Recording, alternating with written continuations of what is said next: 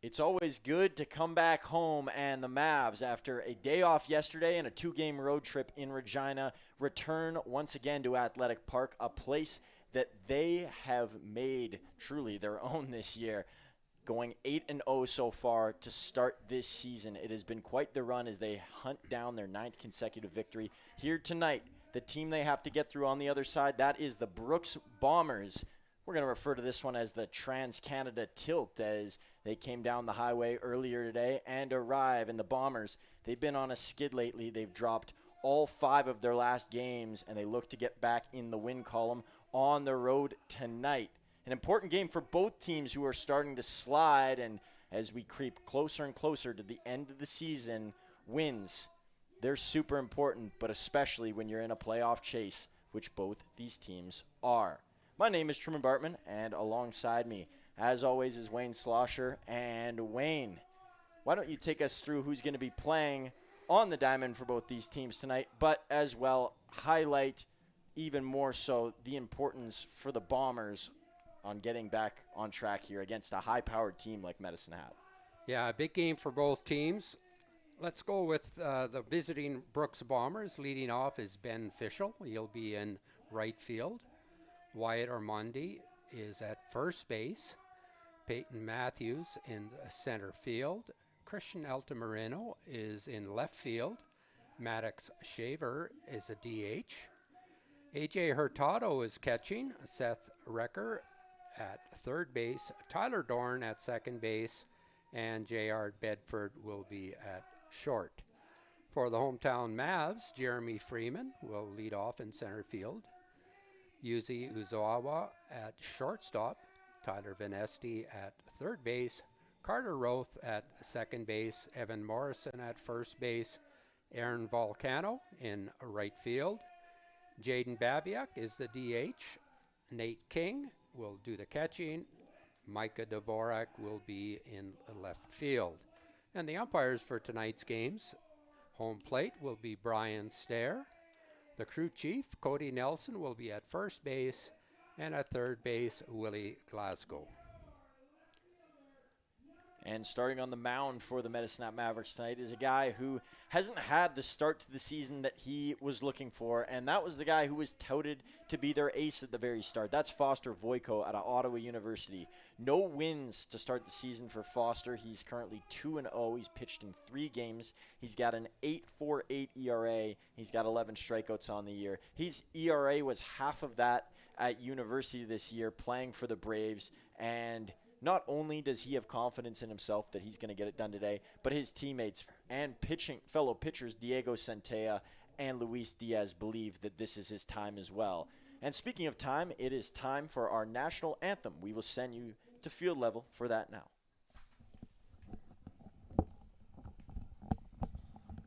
Oh, Canada, our home and native land, true patriot love in all of us command. With glowing hearts we seek thee rise, the true north strong and free. From far and wide, O Canada, we stand on guard for thee. God keep our land glorious and free. O Canada, we stand on guard for thee. O Canada, we stand on guard for thee.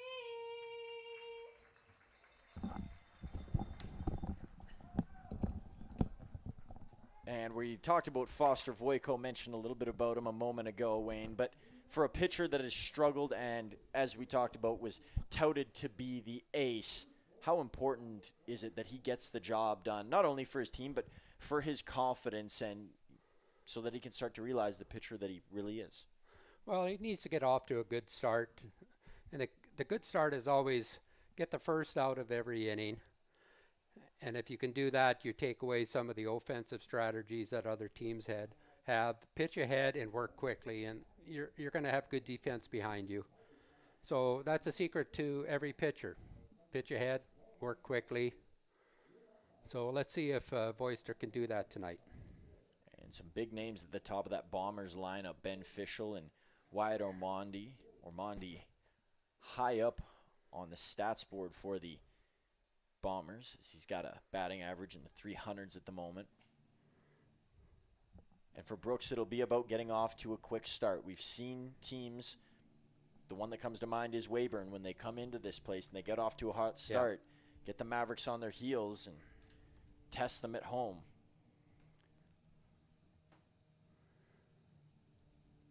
One thing I like about Fischel, the leadoff hitter, his stats is that his strikeout to walk ratio is just about the same.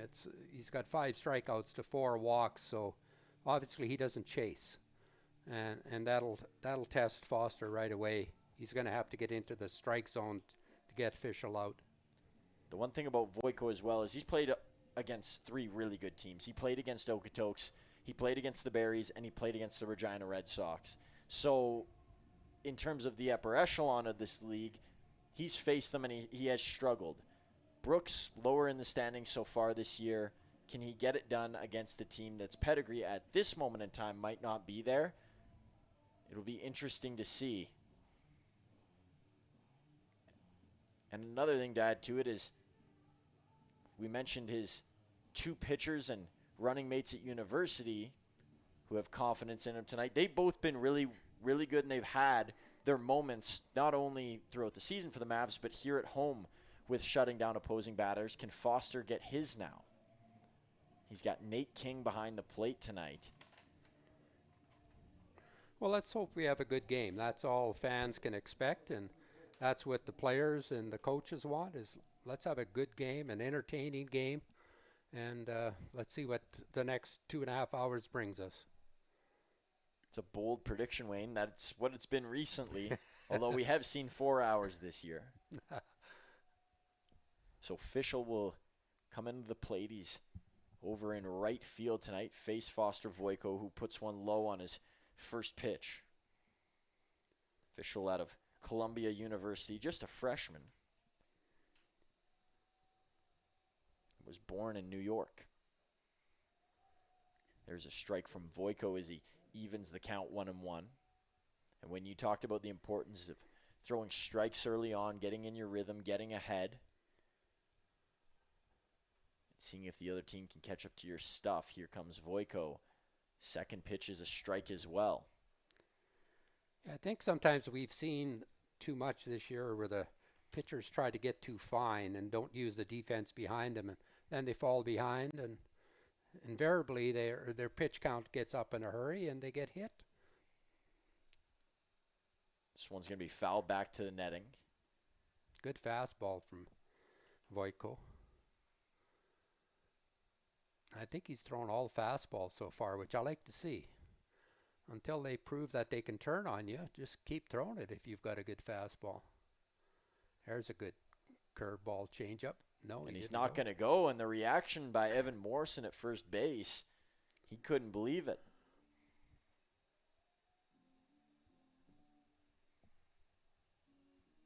So Morrison will play a bit further back now.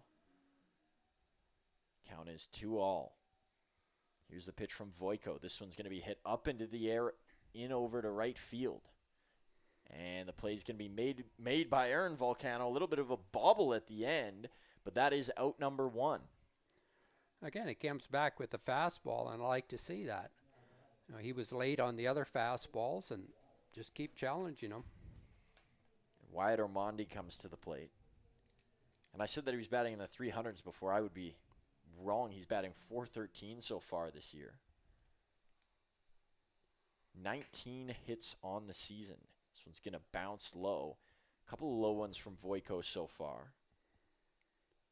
He's got 2 homers, which is tied with several of his teammates for the team lead. There's currently a 5-way tie up top as he swings and misses at that one from Voiko.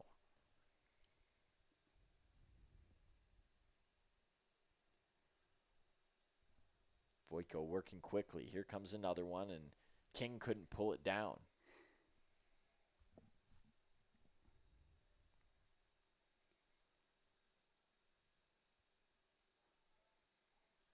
This one's going to be hit up into the sky.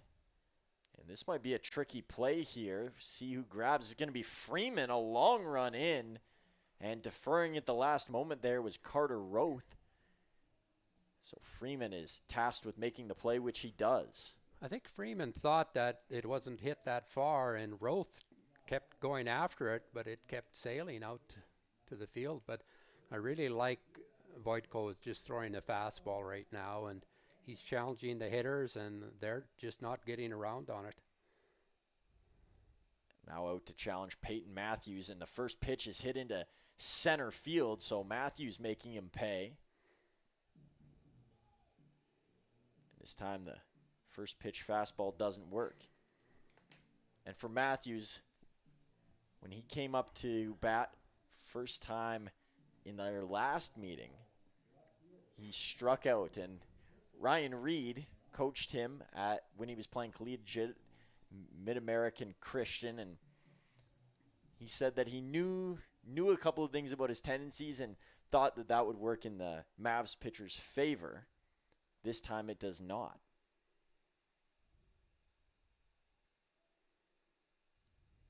Voitko, first pitch is a strike here.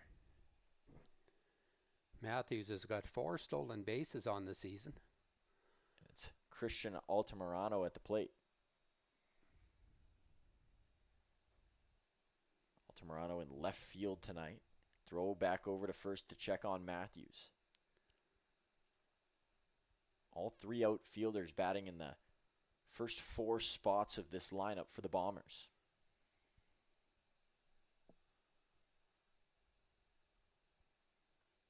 Pitch is going to miss.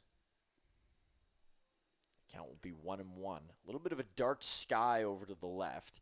We're not expecting to get any rain tonight, but later in the week, there definitely could be some coming. Here's one off the end of the bat, and now a favorable spot for Voitko. A little bit of a breeze blowing in from right field.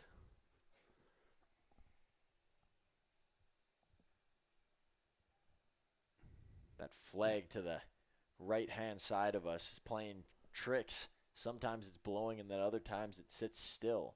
Here comes Voitko. Runner's going to go off to second, and they get him! Matthews couldn't get there in time, and a good throw from King in and out of the glove gets the Mavs in and out of the top of the first inning. We'll see if their bats can go to first.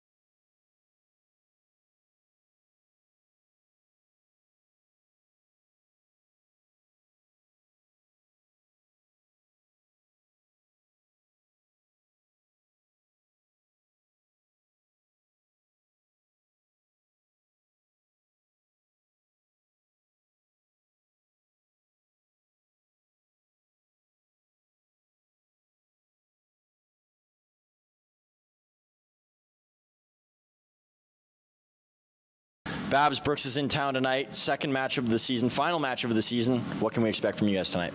Yeah, we're going to give you our best. Coming off a couple hard losses in Regina, I know the boys are hungry. They know this is a team we beat before. This is a team that's also going to give us their best game, but we're hungry. We're ready to win another game, start another winning streak, and keep things rolling. And speaking of winning streaks, you guys have been on fire at home as of late.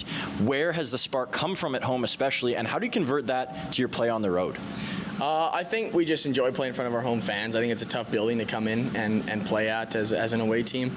Definitely, like you said, we want to roll that over to the road. We've had a few tough road trips.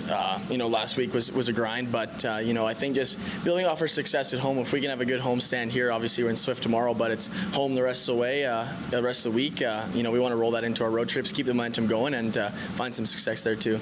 You're in the DH role tonight. You've hit really well this season. The numbers are standing out. What have you changed approach-wise from this year or from last year to this year? I just get in my legs a little bit more. That's when I'm having success, is in my legs, hitting the ball the other way. I think it's also mentality. You got to be confident in what you do. I think last year I didn't come out of the gate confident. Now I am, and you just kind of keep building off of what you started and keep going. And tough games are going to happen. You just got to realize it's part of the game and keep rolling. Big game here tonight, but maybe a bigger game in your mind with the Oilers going against the Cats tonight. They got to win, or else.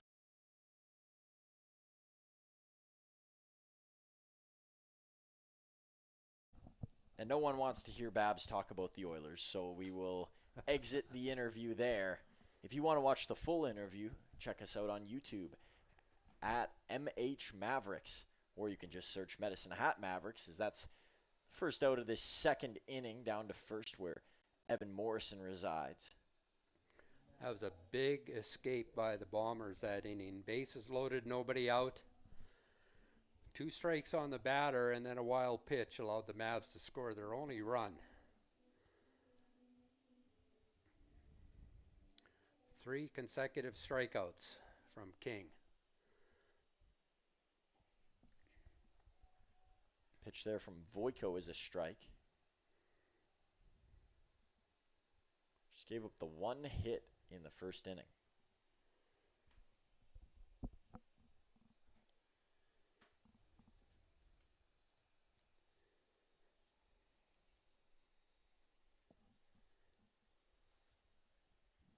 Swing and a foul tip there. So far, both pitchers are throwing lots of strikes. It's the theme of Athletic Park. You come to Athletic Park, you get the strike-throwing powers. And a swing and a miss there. Strikeout for Voiko and out number 2.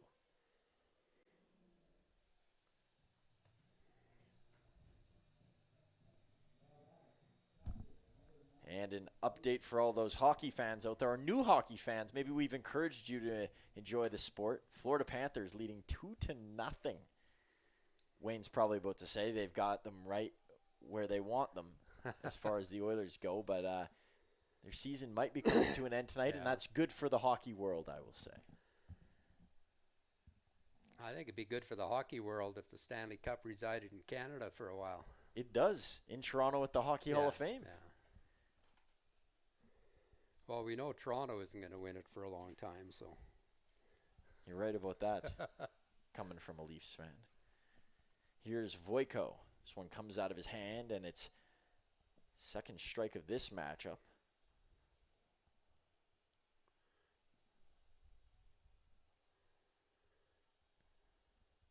Ooh, pulled that one.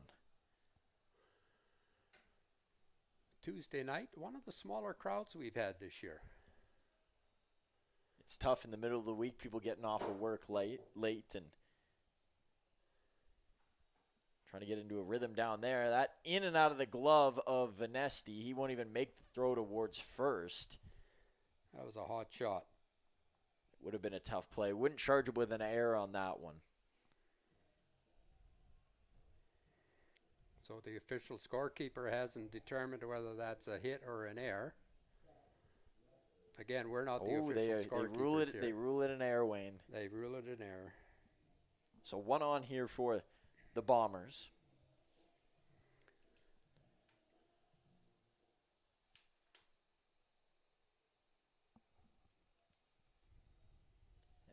plate is Seth Recker.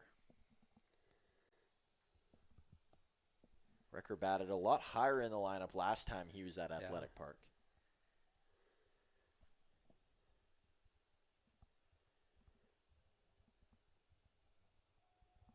He takes a strike there. Count is to 1-1.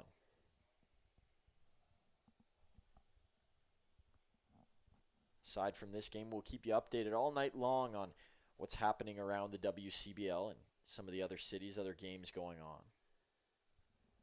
Voiko will send that one low. Anytime he's tried to go off speed, it's been a struggle. His fastball's been really good. You know, and it's okay when you're breaking them off down low. I'd rather have the curveball being too low than too high. Nobody's going to offer at a high curveball.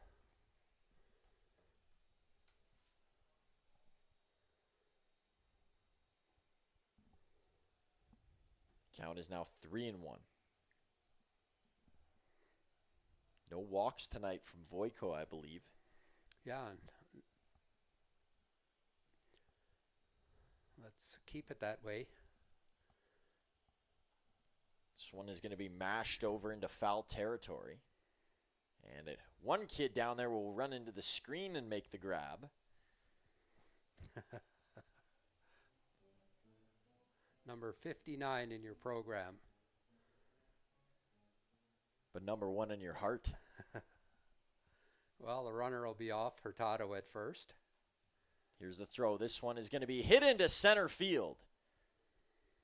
And a quick throw back over to second as runner was getting ahead of himself, but on and over to first base is Seth Recker. 2 on here for the Bombers. Some late top of the second magic here as they look to tie things up with a runner in scoring position. Tyler Dorn coming to the plate.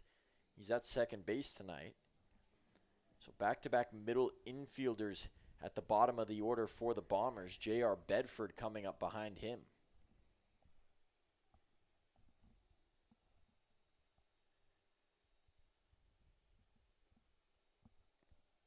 Pitch is going to be low. The last 2 matchups for Voiko hasn't been able to start them off with first pitch strikes.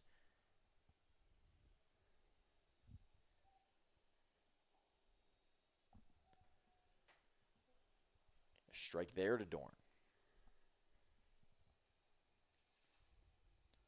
Dorn didn't appear last time these 2 teams matched up. But we did talk about the place that he plays his college ball at a lot, and that's Modesto Junior College.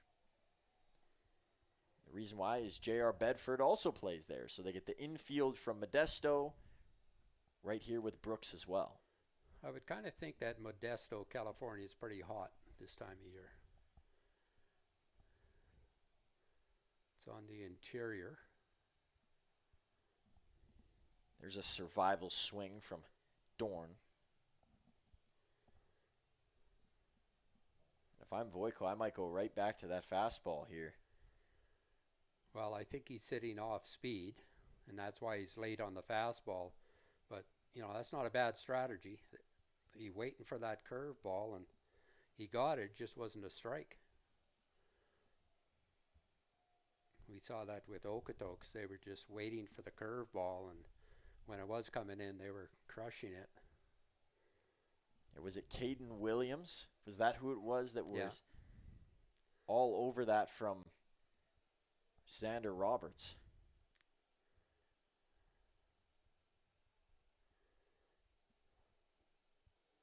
Whoa.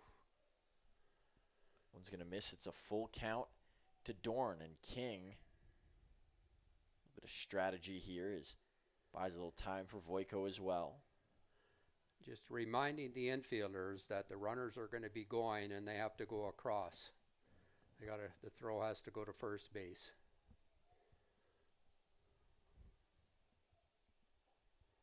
And Voiko gets him.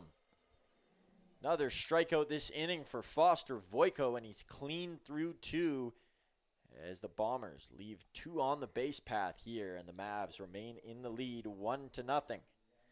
And let's take a look at our head-to-head matchup between these two teams so far this season. It is an 11-6 record for the Mavs, opposed to a 4-9 record for the Bombers. And the Mavs, in the only matchup these two teams have played, have it 1-0. But as Wayne explained, in a game that was 8-1, it was a lot closer than you would think. It was tight all the way till the Mavs had one big blow-up inning, as they usually do, where they are able to hammer other teams. And that shows in the runs scored department as well. The Mavs, 148 runs to the Bombers, 72 the Mavs, with the most in the WCBL. And trailing them by almost 50 are the Okotoks Dogs, who are in second. It's been an impressive feat for Medicine Hat so far this year. Now, a word from our official network, Flow Sports.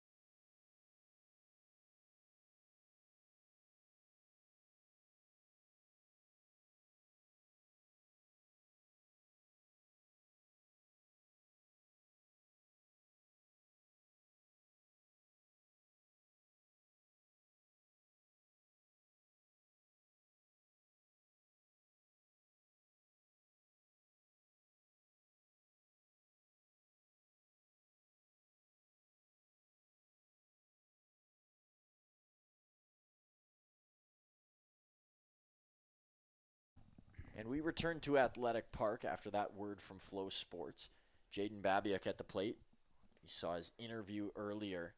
And the part we didn't include was his talk about the Oilers. He predicted a 4-1 victory for them tonight, and that Stuart Skinner would come alive, as this one is sent into left center field, and the play is made by Peyton Matthews. And so lots of confidence in his hockey team, but he did talk about, as you saw in that interview last year, at the start of the year wasn't as confident with his approach at the plate, and that really affected his ability to hit, and he's changed that this year. He said he came into the year a lot more comfortable, a lot more trusting of what he can do, widened out his stance a bit, and here he is with a batting average in the 300s for the Mavs this year.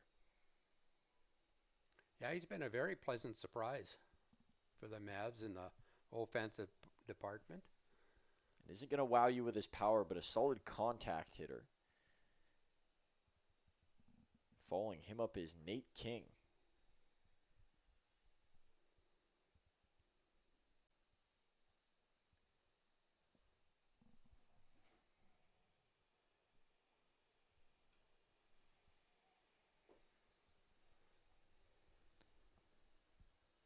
King's first at bat against, King. So it's a king on king matchup. Have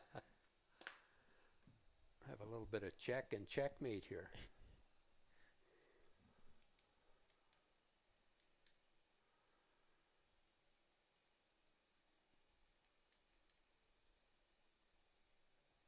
That one's going to go low, and so King will get a walk from King.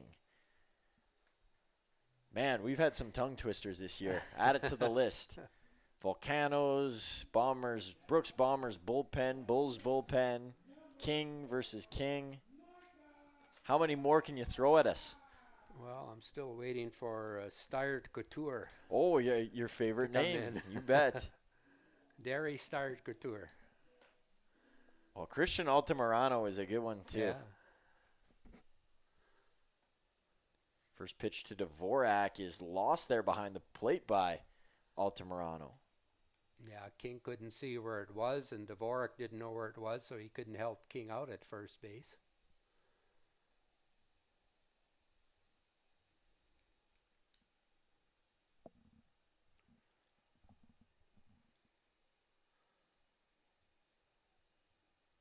Dvorak takes this one for a ball. King is asking the umpire, was that low or inside? That pitch is a strike with a right-handed hitter, but it's not a strike with the left-handed hitter.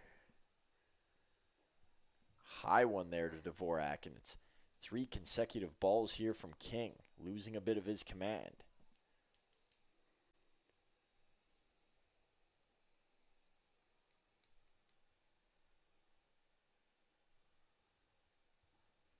Dvorak thought about going after that one. It's a strike nonetheless, but he knew it was probably on the way. Yeah, he was taking all the way, so.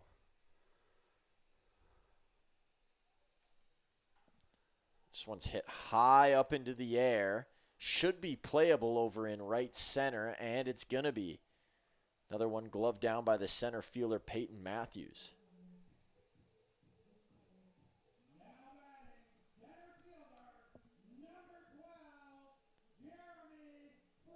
So we send it back up to the top of the order for Jeremy Freeman Jr. Well, let's see if we can get another double from Jeremy. Led off the game with a second pitch, I think it was. The only runner to come in to score after the Mavericks had the bases loaded. Boy, they'd like to get back to that spot here.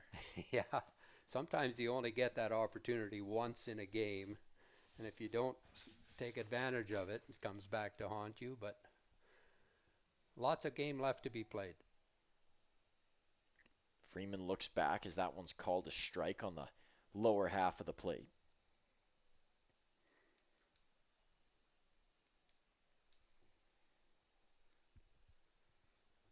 Freeman, swing and a miss.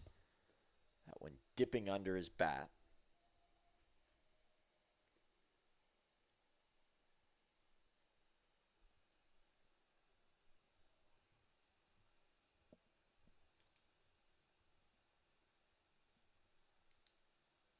Low bouncer in the dirt there.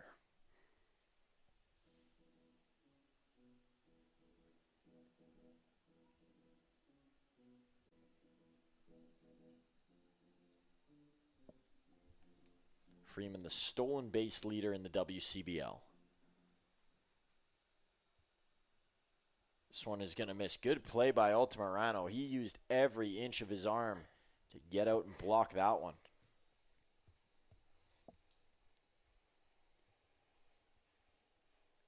He's being tested tonight. King has had a couple of wild ones. Done a good job back there, Hurtado. So King's I've been saying Altamirano. That's Hurtado back there. Swing and a miss. Throw down to first, and ooh, that one offline, but making the play at the last moment is Ormonde. So the Bombers once again out of the inning, and the Mavs once again leaving people stranded. This time it was King over at first, and we will head to the third inning. And also have to mention, we mentioned this at the end of the last game, Director of Operations for the Medisnap Mavericks, Austin L. will be up here at the top of the fifth inning to join us in the booth.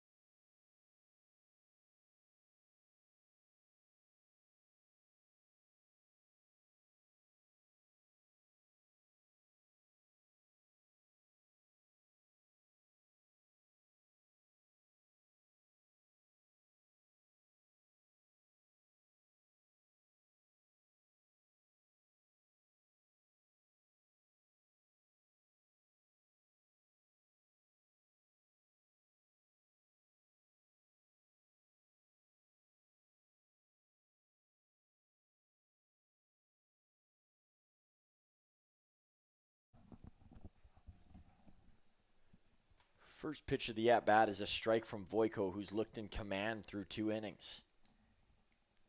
Lots of positives for Voiko in this game. Another strike there to Bedford.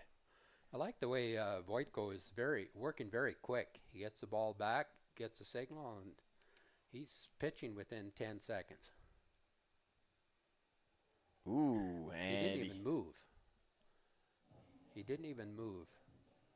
And King is adamant down there. He is really arguing his case. Well, he put his elbow out to try to get hit. And JT is going to come out and get a word in as well. Foster Voiko is certain as well on the mound. And also a word being put in from Fischel. Fischel's already getting into the batter's box here. JT is not happy about this. Well, I think King has got a case there, because there was, not saying that you have to move out of the road, but you cannot intentionally move to have the ball hit you, and that's what he did. So a good strategy by Bedford, but the umpire's got to be willing to call that too. And I think he's gonna get away with one here too. So Yeah. JT will head back to the dugout, and Bedford's on first.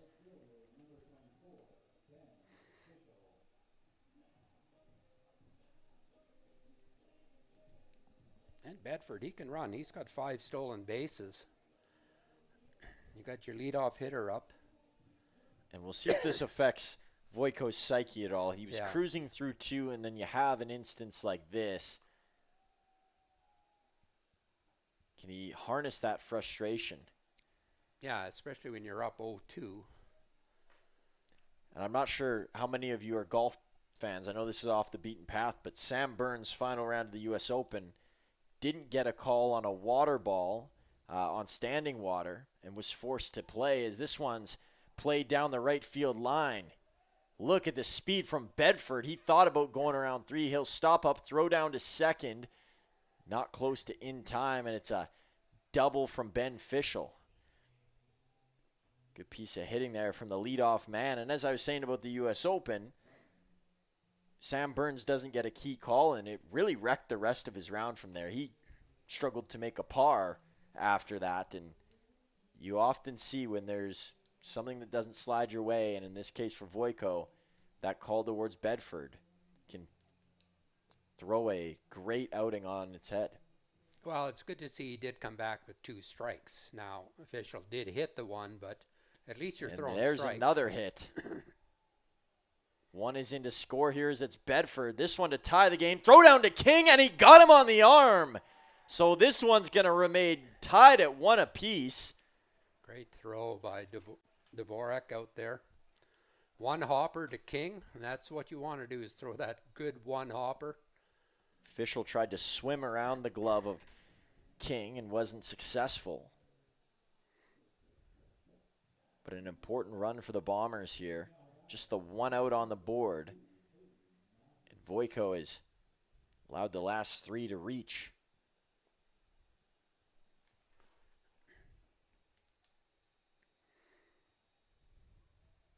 And it's interesting, the second time through the order, the Bombers look a lot better. Both Fischel and Ormonde getting to Voiko right away, so there's got to be some tell out there. Well, they're swinging early in the count. And this one's going to be out of the reach of Roth. So anything in the zone is going the other way.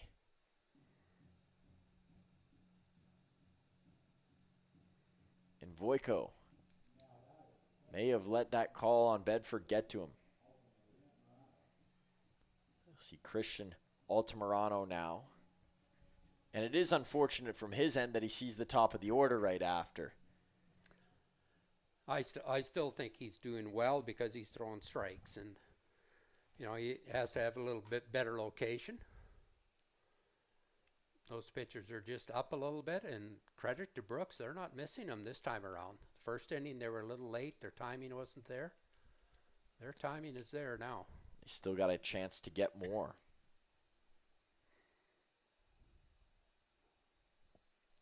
That time it's going to hit for a strike. Voiko was looking for that pitch on his first throw.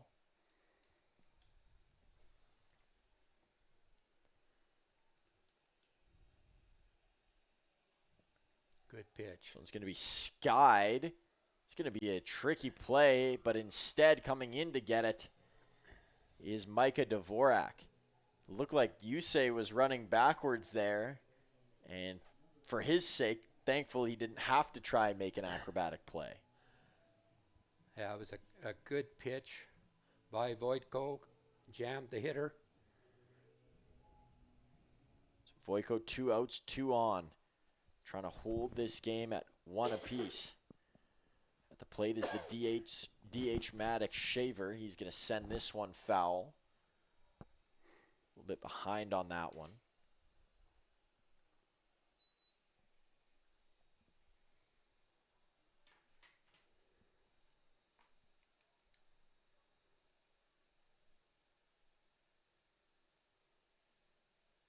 Voitko gets another foul off there from Shaver. He's just missed 2.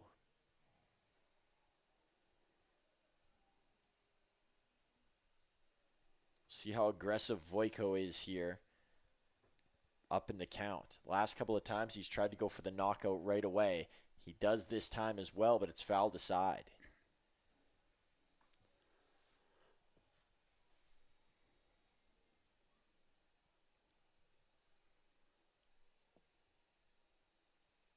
Speaking of pitchers aside from Voitko, we'll let him throw here. And did he go? He did not. So go to 1 and 2. But the Mavs added a new pitcher today. And they added him a guy that's been around the league with the Fort McMurray Giants and previously before that with the Edmonton Prospects. King looked down to first trying to get that call. And it's Carter Klapik that gets added to the team today. You don't often see a guy mid-season be with one team and transition to another, but released by the Giants and lands here with the Mavericks. 3 consecutive balls now from Voitko. This count is full.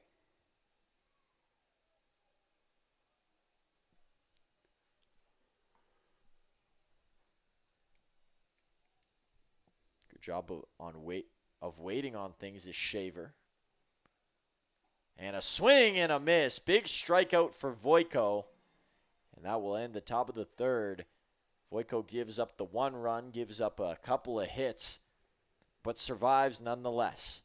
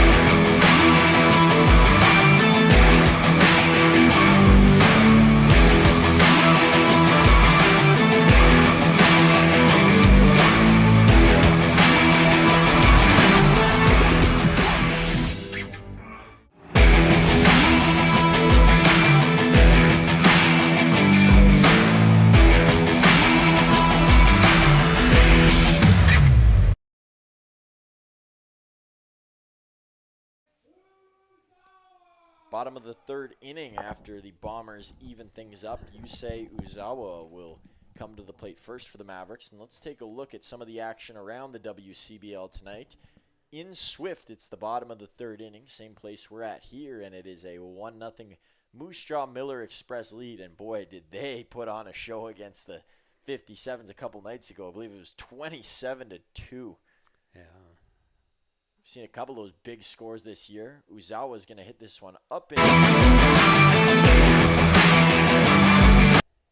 My apologies. An ad started playing there randomly. I didn't know what that was. I was thinking, is that me?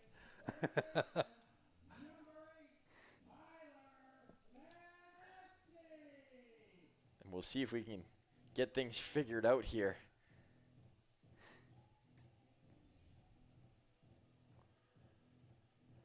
As we got a couple of different clips going haywire. I'm not sure how the command of one of these clips got placed out of order.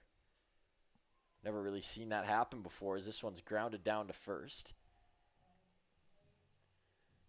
We wear a lot of different hats around here in Maverick land.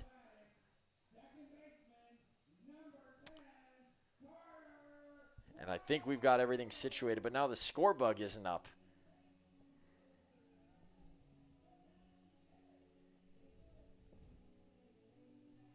Stand with us, folks, as we try and get everything back into order here.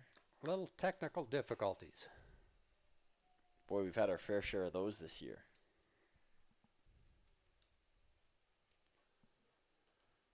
Parker King is just dealing out there right now. This one grounded, and it's going to be through for a base hit. That's Carter Roth who gets his first hit of the night.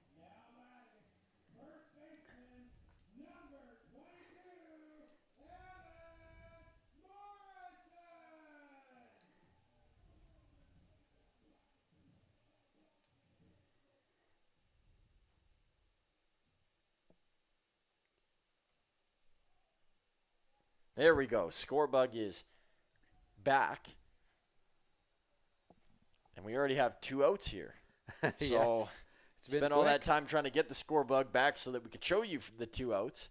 Apologies for the limited commentary during that time. Evan Morrison up to the plate, and he's going to send this one into center field. Tough play there. It's going to get down. So the Mavs will have 2 on here as Aaron Volcano comes up. And looking back a bit, 2 big names that the Bombers get out right away in Venesti and Uzawa. Yeah, Uzawa flew out to right field, and Venesti grounded out to second. And as we were mentioning the scores around the WCBL, we never finished that, so we'll hop back to it here. Top of the third over in Okotoks, where the Fort Mac Giants, could they play spoiler tonight, up 1-0, and then already a blowout in the bottom of the third in Saskatoon as the Berries 5-0 against the Sylvan Lake Gulls, who are no joke. Of course, Lethbridge with a night off tonight. And the Cactus Rats, it shows they're just in pregame right now as they get ready to play against the Weyburn Beavers. And actually, the Cactus Rats with a 2-0 lead in that game. This one's sent over into right and foul. Fort Mac now up 3-0 on the Dogs, as that's just come through our system. So sorry, I was just going to say Saskatoon is on a tremendous roll. Have they won like 10 or 12 in a row, or what are they at? Well, they got the best record in the WCBL so far this season at 13-2. 6 in a row. They're 9-1 in their last 10. And we get to host them here on Friday, Saturday, which we'll see the status of those games, of course, with the weather in the area. I'm sorry, I think Thursday, Friday, and then the Moose Jaws here Saturday, Sunday. You got it.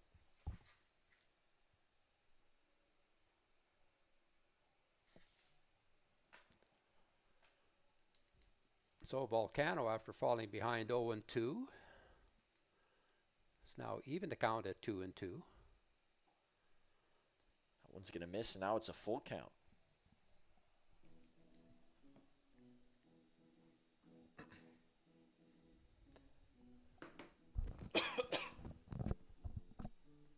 Sky's gotten a lot darker. This is about the earliest we've seen the lights come on here at Athletic Park.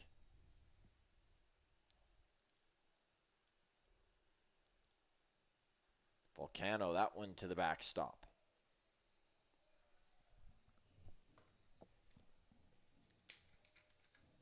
Looks to me like Carter Roth is perhaps trying to signal location. to Volcano at second base. Not this time. This one hit high up into the air. Play should be made over at second base. And tracking it down and making that play is Tyler Dorn. Another couple of runners stranded here for the Mavs. Morrison and Roth stay on. Volcano unable to convert. We are still square at 1 as we get ready for the top of the 4th inning. And let's take a look at our player matchup for tonight's game. And the two players featured both in this game, Jaden Babiak DHing tonight, and Christian Altamirano, who is over in left field. Babiak leading in the hits column 13-11. Altamirano still a solid season for him. He's batting .275, but Babiak batting .371 coming into tonight. Altamirano does have the better of the two in the RBI category with 7 to just Babiak's 4. Those are two players to keep your eye on in this game for the rest of the night. And another thing to keep your eye on is the weather here. It shouldn't rain tonight. There is a weather report for a thunderstorm, but as Wayne always says, it's not going to hit. It just avoids Athletic Park at all costs. But Wayne, why don't you explain to everybody why you do think there is bad weather coming on the weekend, as opposed to your usual thought of it just does not hit Medicine Hat? Well, we often get weather reports that are indicating rain is imminent, but we seldom get any rain. And in fact, I think we probably had less than a quarter inch all spring, even though we've had a lot of predictions of rain. And usually what happens is the clouds come towards us and then they go around the valley where Medicine Hat is located. But the difference between today having prediction of rain and this weekend is that it's a single day of rain. Whereas this weekend, they're expecting 2 or 3 days of rain, and we could have some rainouts this weekend. And usually when you get 2 or 3 days of rain and the temperature really drops, we're going to get rain. But just when it's a normal day and they say, yeah, there's a 80% chance of rain, I don't believe that. So, and we seldom get it. So. And would you explain to folks, if there is rain, what does that look like for WCBL teams? The Mavericks haven't experienced that this year, so many on this broadcast will be unfamiliar. Well, the league always decides when the makeup games are going to be, but given the fact that teams have Monday off, I could see where I'll let you make the call. It's headed down over towards third. Vanesti's going to make that play. I could think that if we're rained out Saturday, Sunday, with Monday being an off day, that Moose Jaw would stay over and perhaps play a doubleheader on Monday. And, if you get 3 or 4 games rained out, then you got to start juggling and looking for dates later on. But that's a good thing about having the Mondays off. Yeah, and double headers could always be a factor as well. And speaking of bad weather, Graham Stack of the Medicine Hat Mavericks had an article come out on him earlier this week. You can check that out at mavericks.ca. Always an article coming out every single Monday on a new player. I won't spoil who it's on for next week, but let's just say he's a young member of the Mavs as this pops over the head of a couple of young ball players down in right field. But Stack shared that back home in Port Quitlam, I believe it's pronounced, that they got rainouts all the time growing up, and they wouldn't be able to play for weeks. They'd be indoors practicing and finding other ways to play the game, but coming out here, that's not something that you see a whole lot of, and he's actually had to adjust to the nice climate here because it's a lot hotter than back in BC. Yeah, and a much drier climate. We don't have near the humidity that BC does. Count is 1-2. Over at the plate is Seth Recker. He hasn't wreaked havoc here tonight. Voiko just the one out in this inning. You would hope for Voiko that he can get 5 or 6 innings. keep it at a low run total. This one over to short, throw to first, and it's right under the glove of Morrison. And this is going to end up being an extra base for Recker. Although the throw was low, I thought it was catchable. What did you think at first base? Well, it looked like it just skipped along the dirt. Maybe Morrison was thinking that it was going to hop off the shale and played his glove a little higher, and it looked like it just stayed low the entire time. Yeah. Well, there's an error there from somebody. And it's unfortunate because it was such a good pitch by Voitko. Gets an easy ground ball. Yeah, if they kept tabs on FIP in the WCBL, it would suggest that Voitko's night hasn't been that bad at all. It's been a couple mistakes around him that have changed, I guess for now, the outcome of this game, being square at 1 and the Bombers with a chance to get more. But he has not performed that bad. No. Had that one stretch where he gave up a bunch of hits, but he was still putting the ball and challenging hitters. Yeah, they got 3 hits in a row, but 2 of them were singles, and a great throw from Dvorak cut down a runner at home, but still he's been pitching very well. That one is going to miss, so it's 1-2. Important to get an out here to Dorn. Because if Dorn's able to get on or get something in the air, it's going to give Recker a chance to move ahead if it's deep enough. This one going to bounce in the dirt. Recker's going to go to third, and speak of that, he advances Recker anyways without needing to do much. Yeah, good base running by by Hurtado.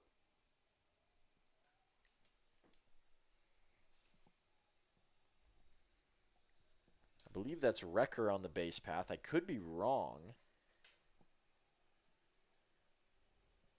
That's Recker, yes, sorry. Hurtado popped up to third base. Dorn's still in at the plate. Now he's got a full count. Made his way all the way back from 0-2. Here's the pitch from Voitko, and it's fouled off.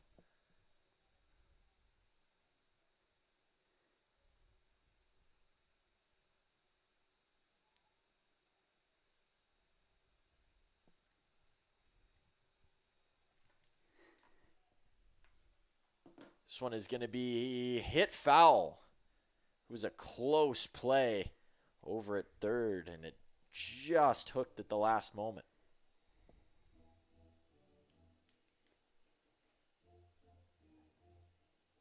I guess because he's a lefty, that would rather be he sliced it at the last moment. He sliced it, yeah.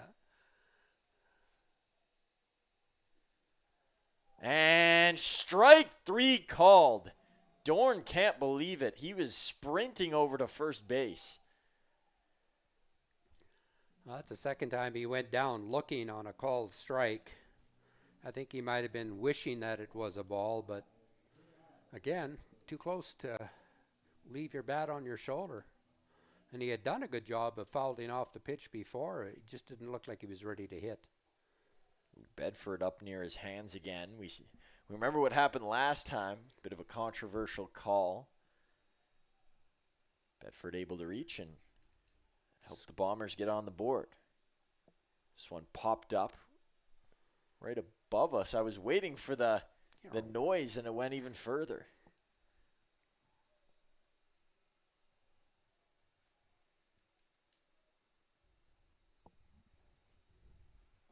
Here's a throw from Voitko, and it is fouled backwards. Getting ahead is not his problem. It's finishing it off.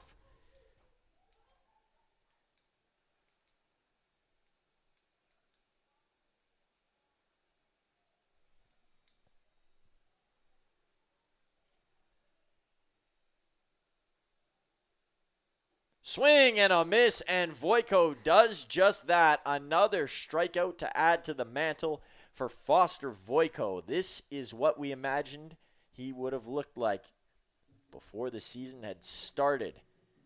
Voitko is having his day, and he keeps this one tied at 1 apiece with a Bombers runner over at third. third base.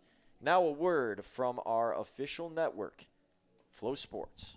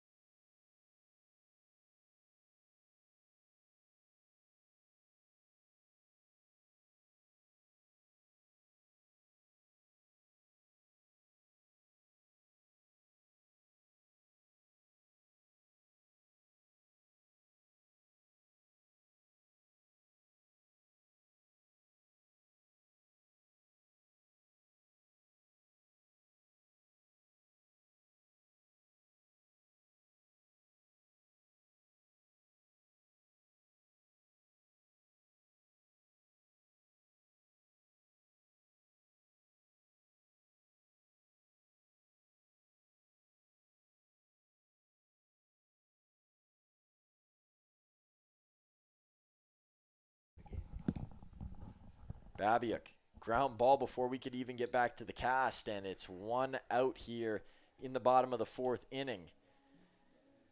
That not the only disappointing thing for Babiuk tonight, as his Oilers currently trail the Panthers 3-0 after 2 periods of play. The Panthers a period away from winning back-to-back Stanley Cups. First time since the Tampa Bay Lightning doing that. So common theme, hockey is moving in Florida, and if you have a team based out of there, 1, Canadians are going to go and play for your team, and 2, you're going to win a lot.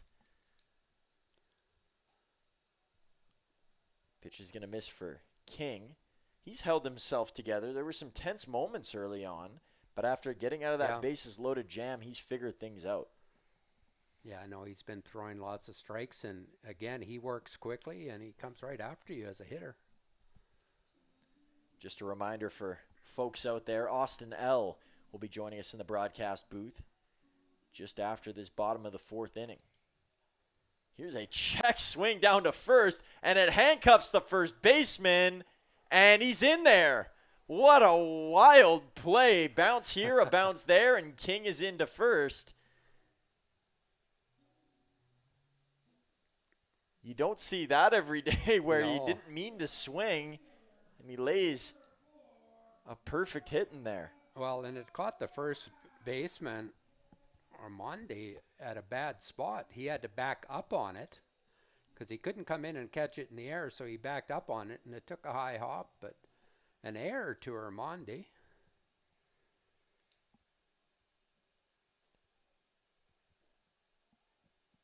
First pitch to Dvorak is a little bit too low, so it's a ball.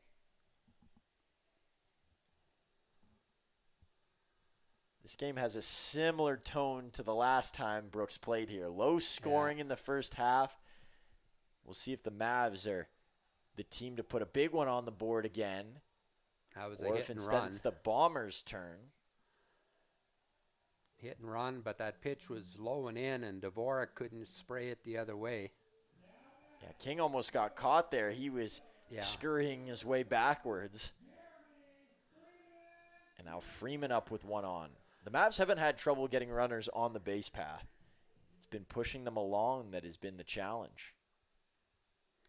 Well, and when you aren't hitting, you try something like that, a hit and run, bunt and run, a steal.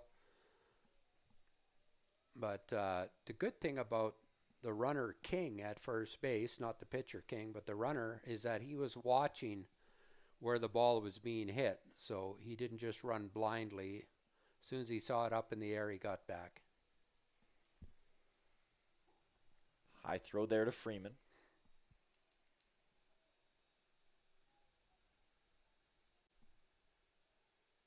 And behind here is King. And I guess I should clarify, Parker King on the mound is behind. Freeman sends this one high. Is there a play available at first? All the way into the dugout. This one bounces off the top of it. as Ormondi gave chase towards it.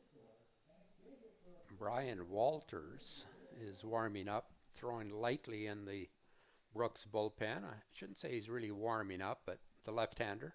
And Walters was good last time. He started last time he pitched here in Athletic Park. That was earlier this year. That can't be Walters warming up. It's number 7, but it's a lefty throwing.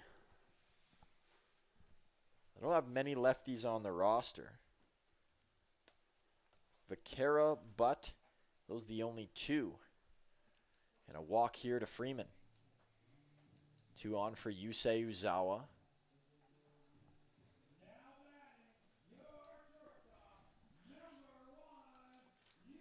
And if there weren't 2 outs here, you'd like the spot that the Mavs are in.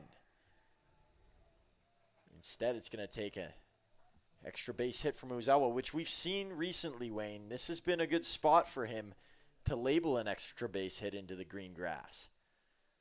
Well, the Mavs are trying to get something going. Remember, we harp back to the first inning.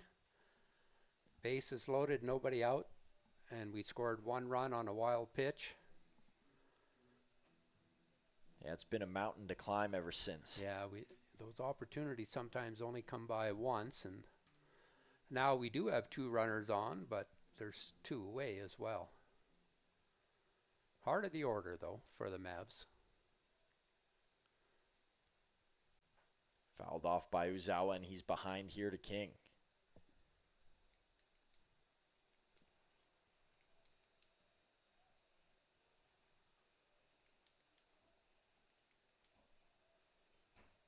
See what Parker King has in store for Yusei. Collects this one into the glove. The pitch is on the way. It's going to be low.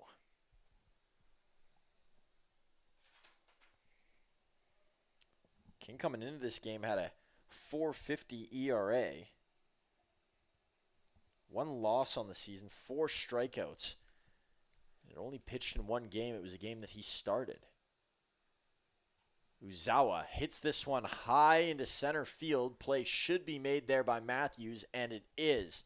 So that will take us out of the 4th inning. This game remains squared at 1. No team giving in so far. We will be back with an exclusive interview in the top of the 5th after a quick word from our network, Flow Sports.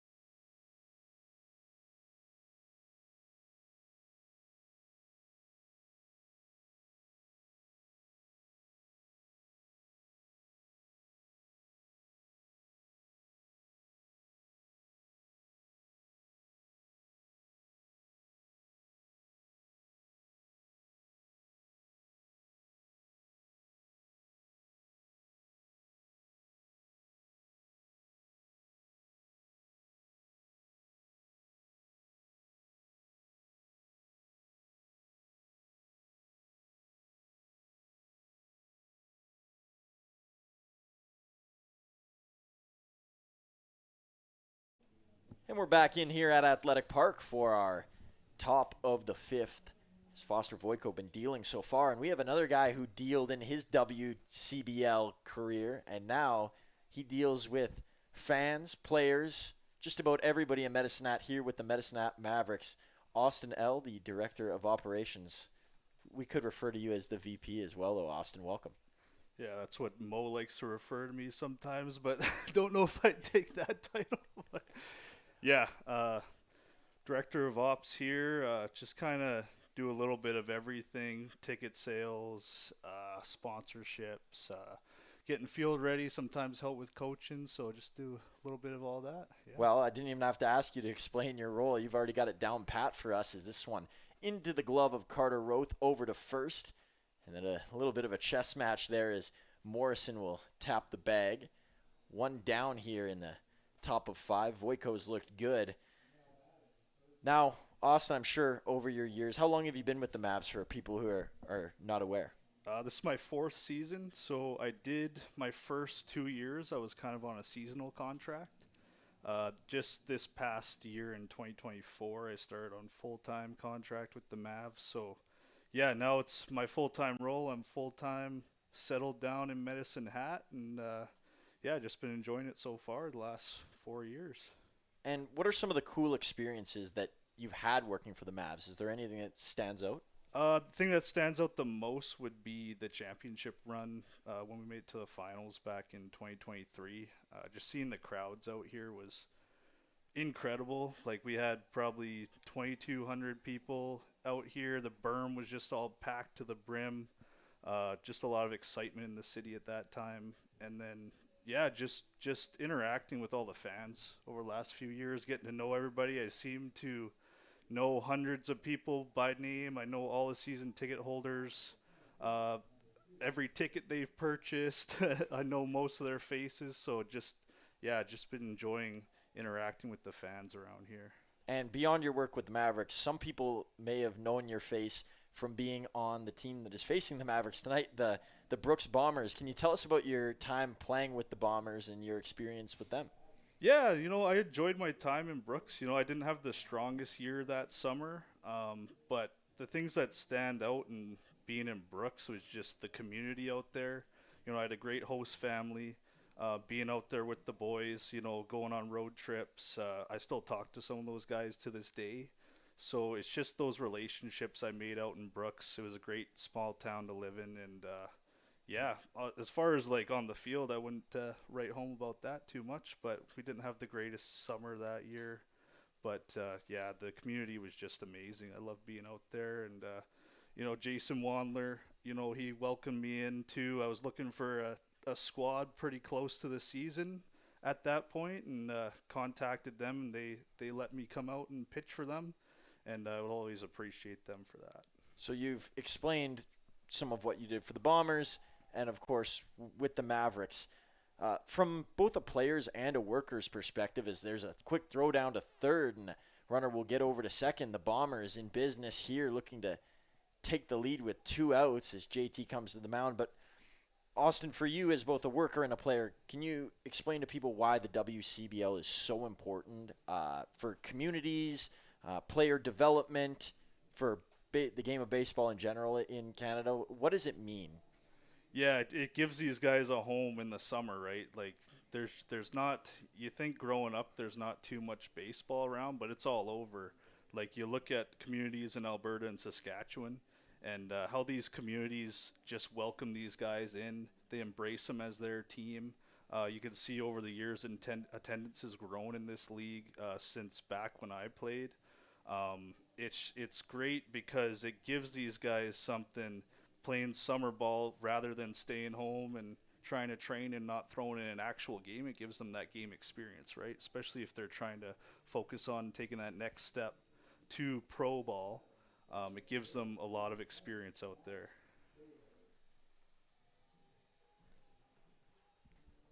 Wayne has a question that he's floating by my ear, or rather by my eyes mid-broadcast. Austin, where are you from? I'm from Tsawwassen, BC. It's near Vancouver. And what's it like out there as opposed to here in the Hat? Well, we're pretty close to the big city like Vancouver out there, so it's a lot more. The thing I love about Medicine Hat is it's so spread out. Like, it's a city. There's 60 something thousand people here, but it feels like a community here rather than a big city where you don't know anybody. I feel like I go around town here to any business, or I'm going out for dinner or something, I always recognize somebody. Yeah. And Voico with a big strikeout there, pressure at his back, and he once again conquers the Bombers. One last one for you here, Austin, before we let you get back to your duties, as I'm sure you're very anxious too. But as someone who works in baseball, as someone who played, as someone who loves the game, what drives you to work in baseball aside from that love in the game? What keeps you coming back to the ballpark each day? What has made you want to have a career working in this sport? Just the love of the game. Love of the game. It's great.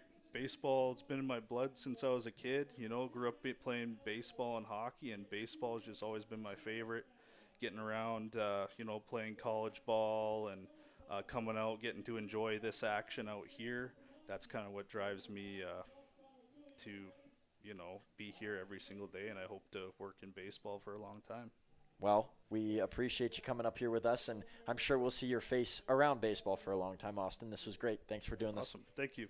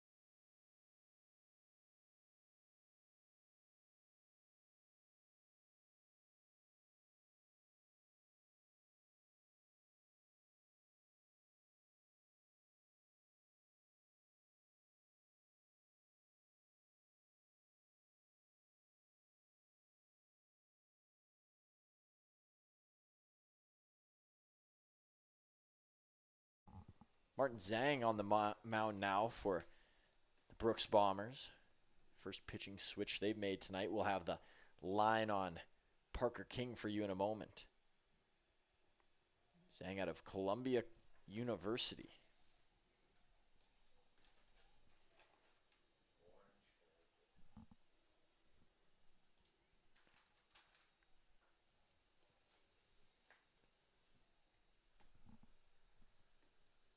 Zhang pitch on the way, and on top of that one's Venesti. Same spot he hit his last one. Lots of power going that way for Tyler. He's got another hit on the night.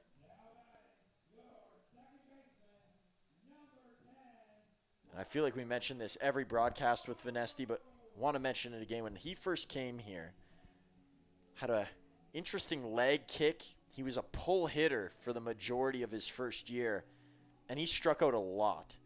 And now you rarely see a strikeout. It's almost shocking if you see him strike out at all. The changes he's made in his game, he's added some muscle in that time as well.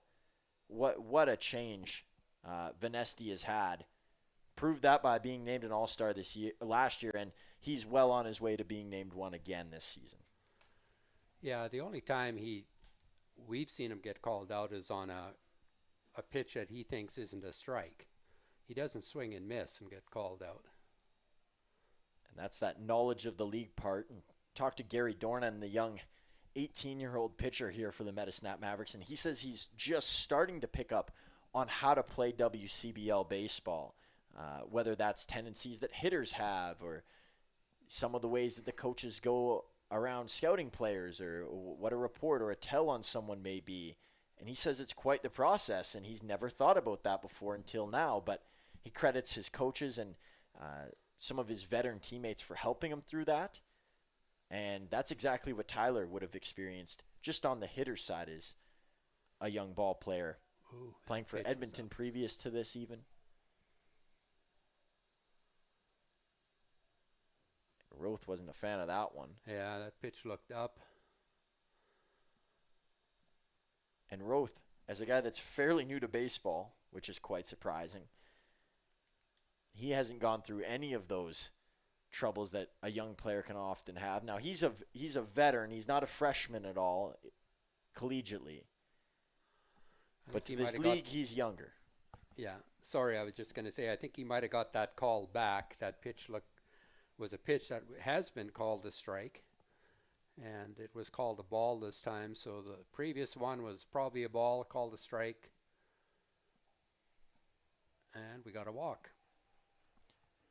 So Roth over to first.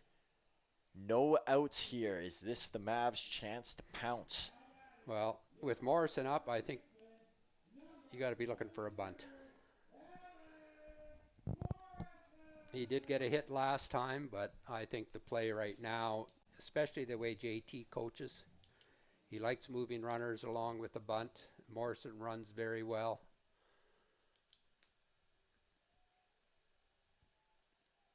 Put the pressure on the defense. And you mentioned about how JT coaches. Wayne, I heard that you were offering some kind words to JT, and you're a real fan of how he coaches. Yeah, I do. I like the way he, when the team isn't hitting like earlier in the game, he puts a hit and run on. He realizes that sometimes you have to force the issue, and sometimes you have to just let the other team fumble their way towards you getting a victory. But he's a small ball player, and he has no problems putting down the bunt 2 or 3 times in a row.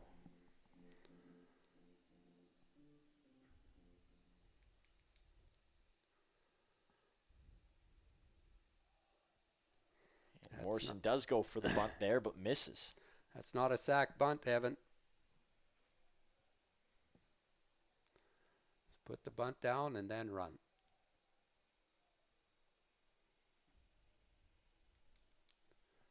I'm sure he'll be given the bunt again.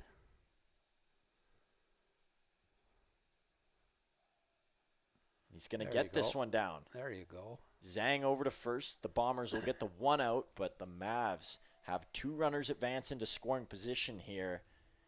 And they're going to force the Bombers into a sticky situation, especially for Zhang. Just gets onto the mound here, and he's already tasked with fending off this lethal offense.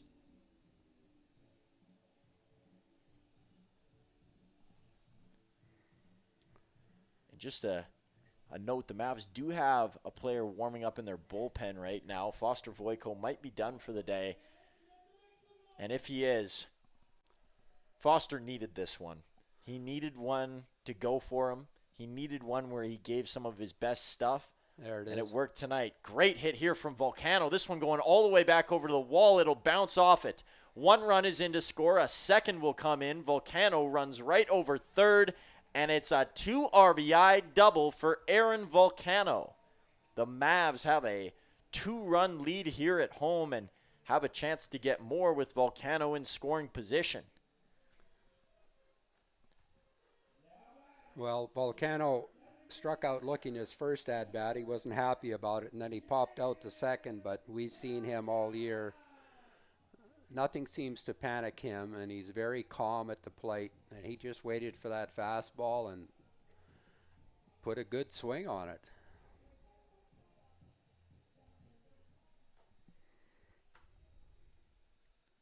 Couple of seagulls flying through the air. Didn't know Sylvan Lake was in town this early. We do see lots of them over the course of a season. I think it was last game we had 2 over sitting in right field, a couple extra fielders for the Mavs. Volcano had a couple of friends to talk to. Babiuk right at the side of his head as he ducks down, lets that one fly over.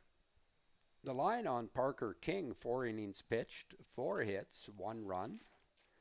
Was an earned run. 4 strikeouts, only 1 walk, and 1 hit batter. Very good outing for Parker King.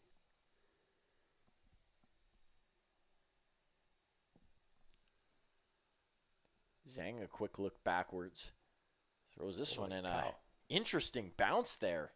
Right off the glove of Hurtado over to third base is That- Aaron that- Volcano. That hit the umpire. Wow, that took such a weird bounce. The umpire didn't even flinch. I think it went off his shin pad or his shoulder, maybe his mask. I don't even know what it hit.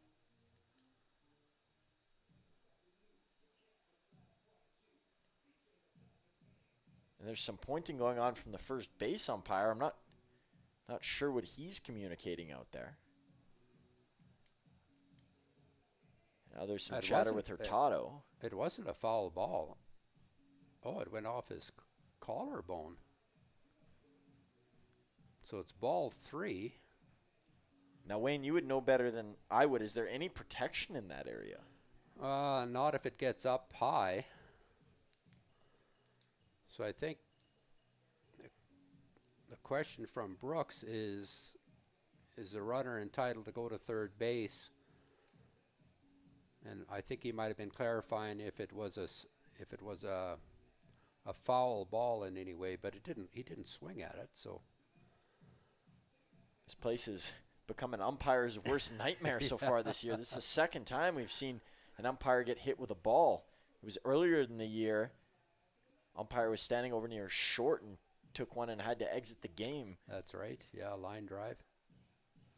I can't remember his name off the top of my head, but if he is listening by chance or viewing this game at any point, we hope he's doing better. Right off his foot, I believe. This one's going to hit Babiuk with a strike. So Volcano is now at third base with 1 out. Middle infield is playing back. They're going to concede the run.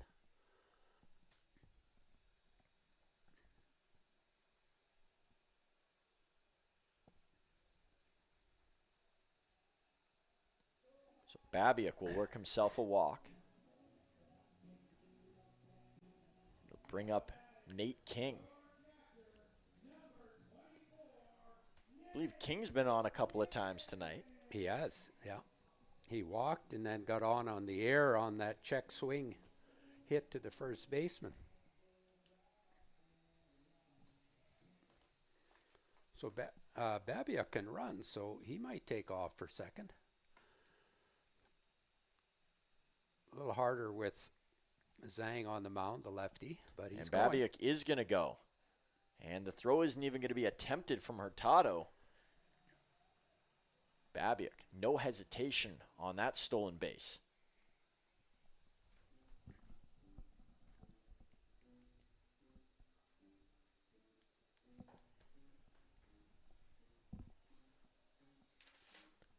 Babiuk hasn't stolen a whole bunch this season compared to some of his counterparts.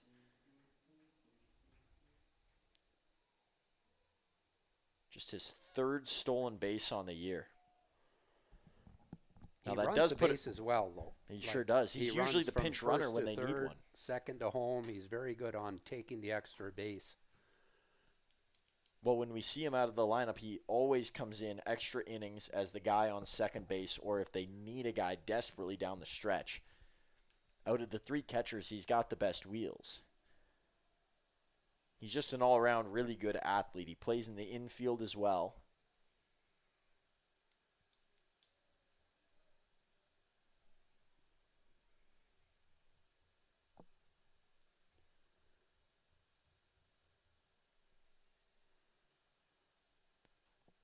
Here's the throw to King. He'll bat it down towards the second baseman. It takes a hot bounce. 1 in to score. Babiuk will stop over at third base, and another run added on the board for the Mavs. Now lead by 3. Yeah. Volcano did not go right away because I don't think he realized that the ball was going to land in the dirt.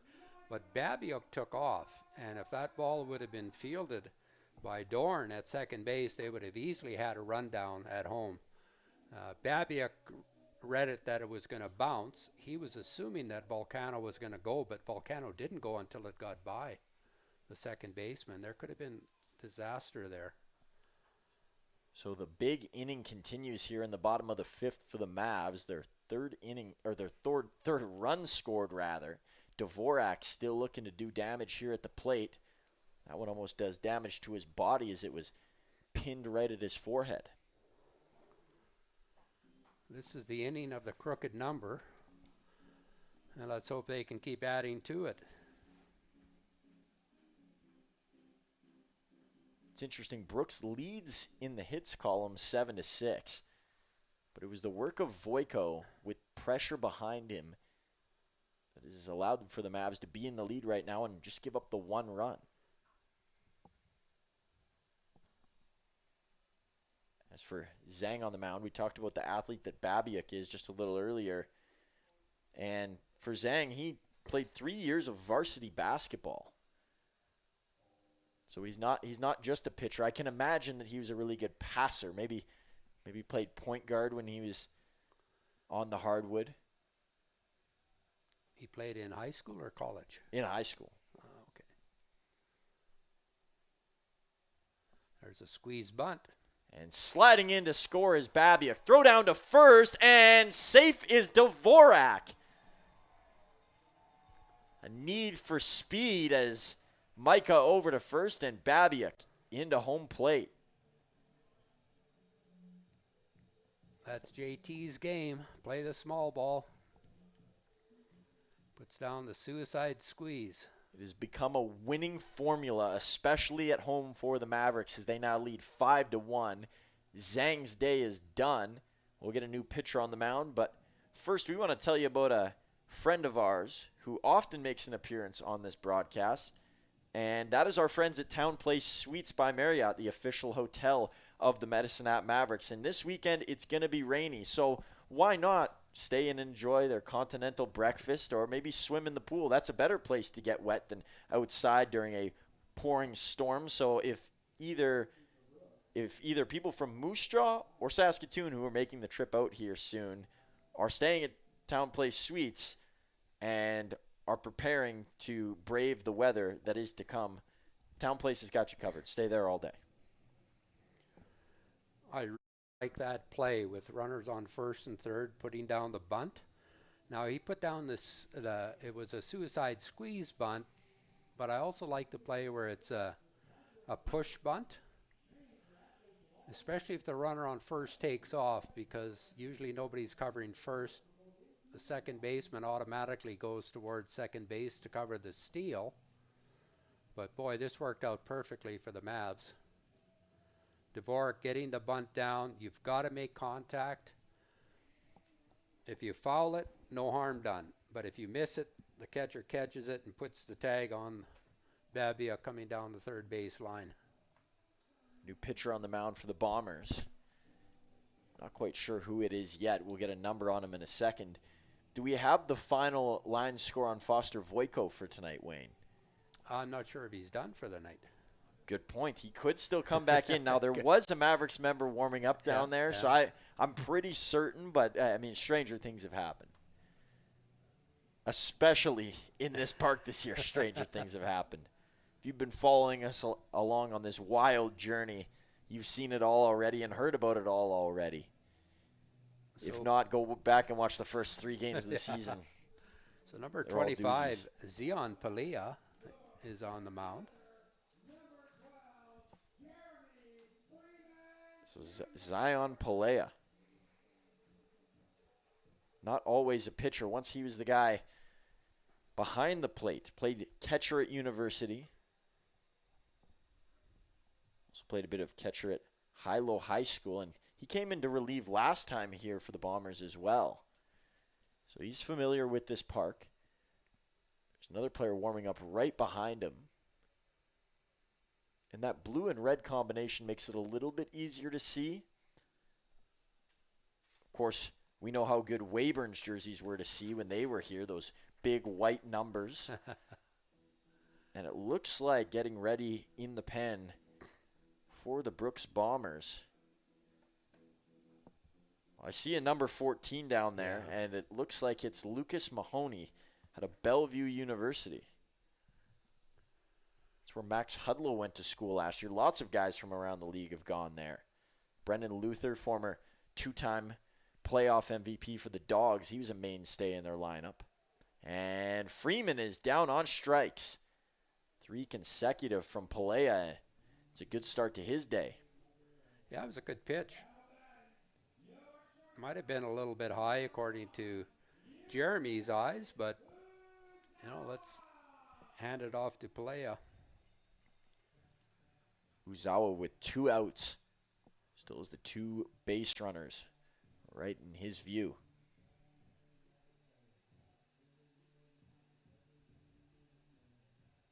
Mavs with a 5-1 lead here. And you got to think for the Bombers, those hitters have been in the field for a long time. They're going to get up there, and it could look like a whole different world trying to get back into their rhythm that they had prior. Yeah, they're out hitting the Mavericks 7-6.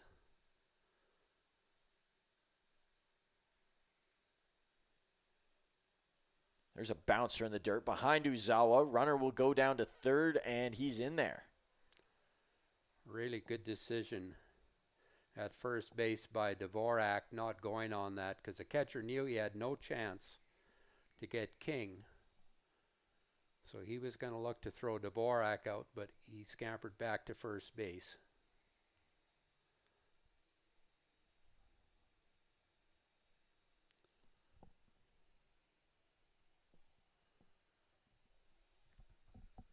Comes the toss from Pelea. Another bouncer. Here's a chance for King. He's going to run towards home plate. It's going to be close, and he's in there. A high throw. It was a tough play for Hurtado, and he couldn't convert on the handoff to his pitcher, Pelea. Yeah, that ball bounced in the dirt, and Hurtado had no chance on it. So that lead is up to 5 for the Mavericks, 6-1. 2 wild pitches in a row. Wayne, we could have the same exact game that we saw earlier this year between these two. Of course, the Bombers hoping that there is a comeback in their future. As if they're not able to pull that off, they will fall for their 6th consecutive time.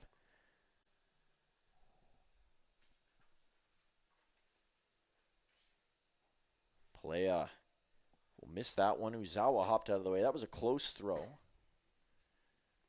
And just to note, we've been talking about the hockey. It is official. The Florida Panthers are your Stanley Cup champions for the year 2025. They were the better team. Yeah, the most complete team. And I don't want to compare them to the Mavericks, who are just at mid-season.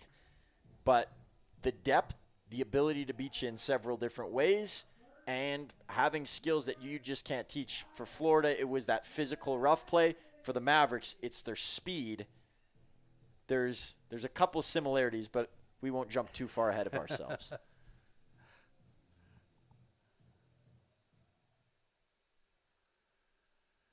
So Venesti has 2 hits on the night. He's 2 for 3.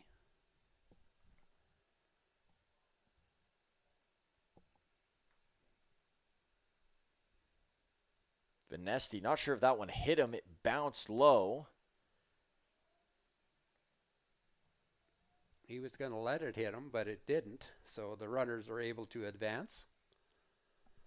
Pelea is struggling here. Yeah, I think that's at least the 3rd wild pitch since he's come in.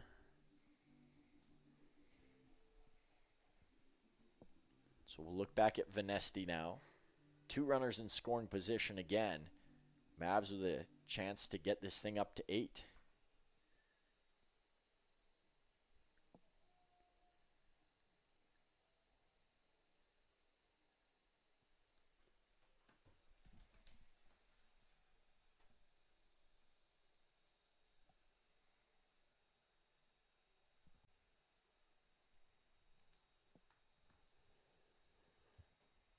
Swing and a miss from Venesti.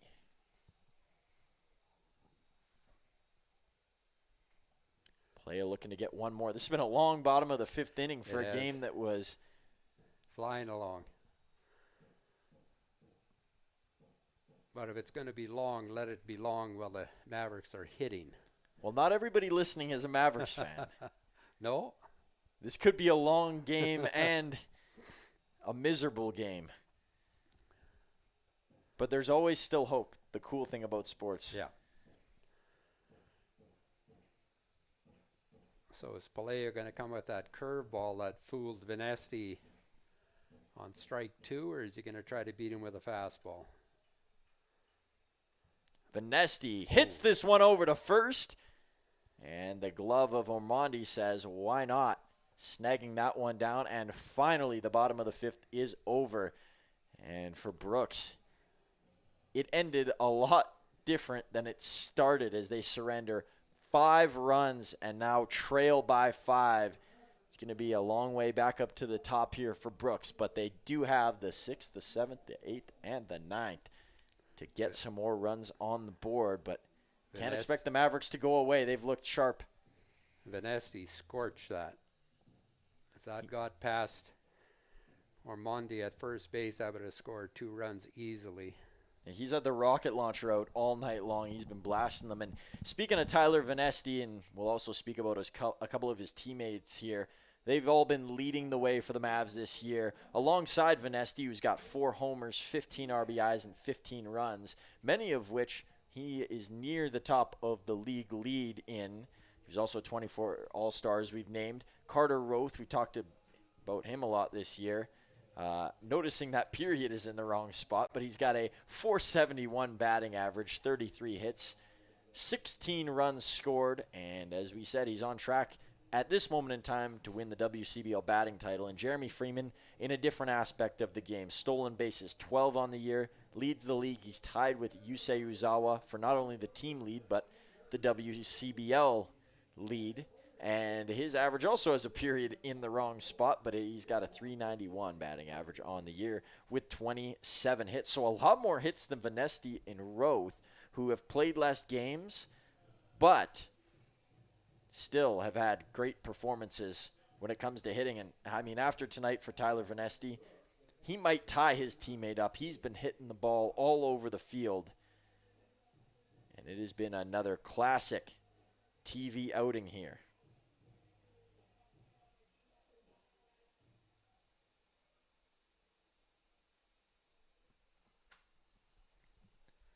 And on the mound for the Mavericks, an official pitching change has happened. So my inkling was right. Foster Voiko out of the game and into throw now for the Mavs, I believe, is Luis Diaz. Most members of the Mavericks pitching staff are available tonight, especially with the off day on Monday and not using a whole lot of pitchers on Sunday.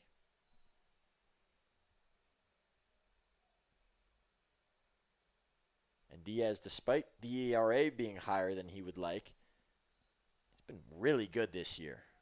One's going to fall in for a strike. He's working at a rampant pace. Right to his glove as soon as he gets the ball back. This one's going to be a check swing, going to roll down to Roth into the top half of his glove and over to Morrison at first for out number 1.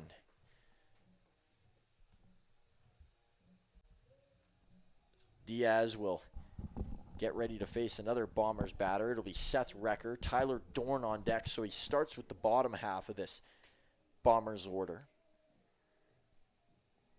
And we'll have the official line score on Voiko here in a moment.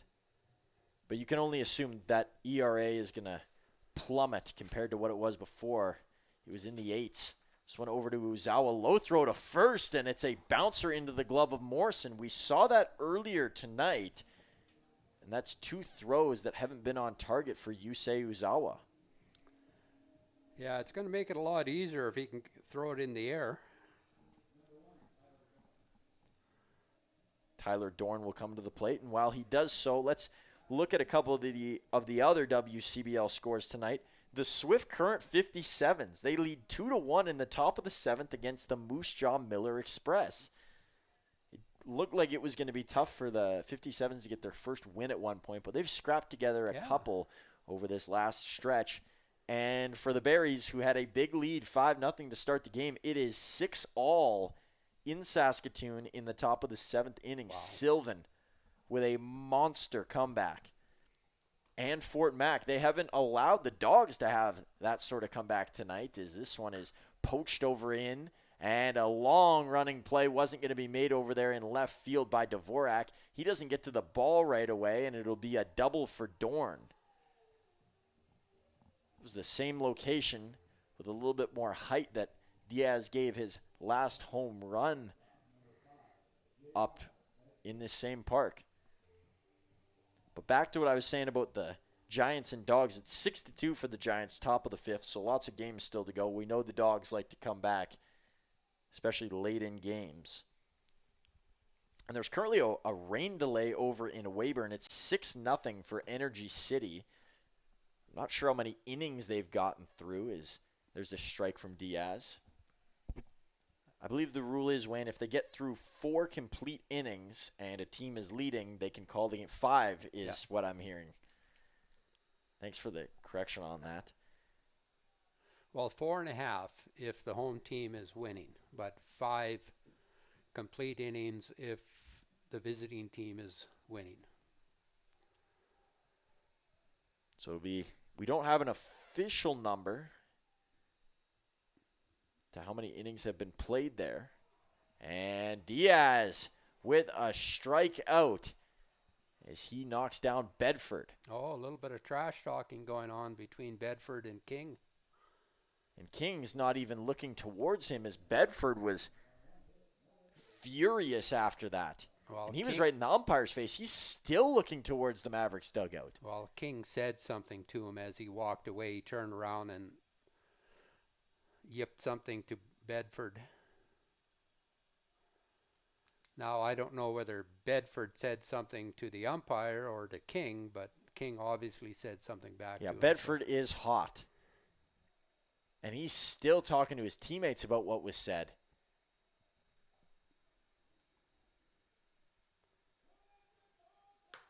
And we're not going to speculate to what it was.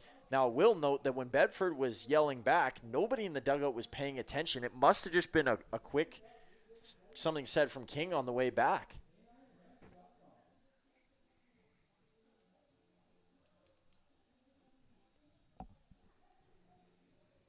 So Pelea back on the mound here for another inning of work. While he gets warmed up, we'll step aside and get a quick word here from Igniter Tickets.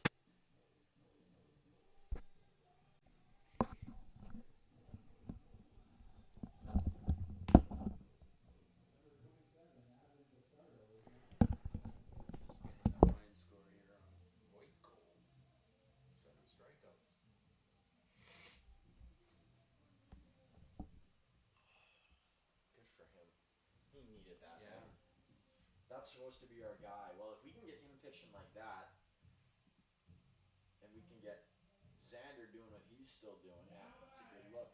I want to know what his ERA is now. Oh, our mics are still on.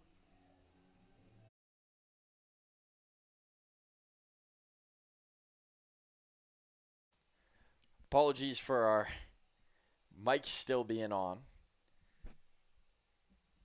We didn't get hot mic'd. We were only saying good things about Foster Voiko. So just a little bit of a added touch to the broadcast here. Yeah, we're just trying to get the line score for Foster Voiko. And what was the official tally on Voiko? Well, 5 innings pitched. He's the pitcher of decision right now. 7 hits, 1 run. It was an earned run, 7 strikeouts, and here's the good part, no walks. He hit 1 batter, and that's the batter that came around to score. Here's a dash towards first, and not getting there in time was Roth. It's out number 1 for the Bombers.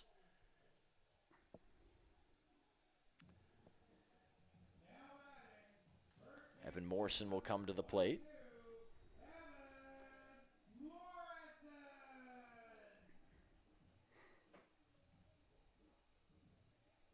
And I'm curious, I'm not a mathematician, not even close to one. I'm curious to what Voiko's ERA will look like after this game, being that it was in the 8s prior. Well, I can figure it out for you if you want me to. if you've got the time.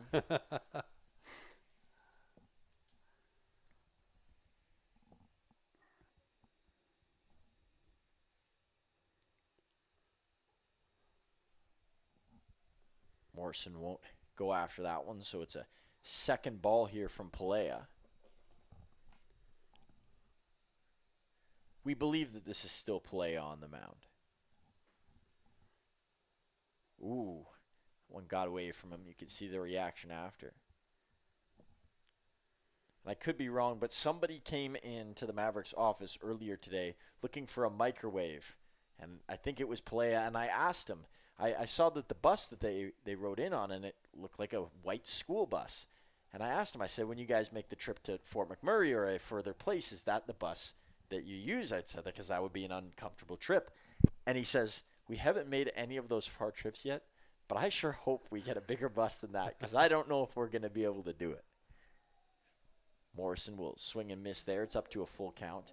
But he says he likes coming to Medisnack because it's so close. Yeah. And he didn't realize that this was their last trip here this year and the last time these two were going to play. So he was disappointed when he heard that him and the rest of his Bomber cohorts weren't coming back, as Morrison's down there at first.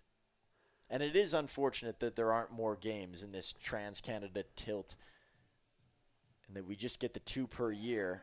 And we see the same with Okotoks because they're these built-in rivalries, and you would like to see them grow even further, but that's tough because they're in different divisions and they don't see each other.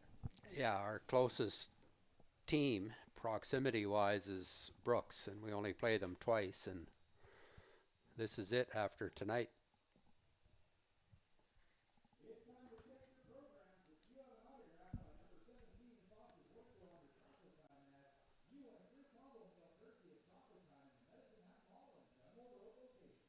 One ball on the count to Aaron Volcano. Of course, his big double was what got things rolling for the Mavs in the last inning. There's a nice little floater there from Pelea. Yeah, that was a clutch hit that broke it open, allowed us to take a 3-1 lead.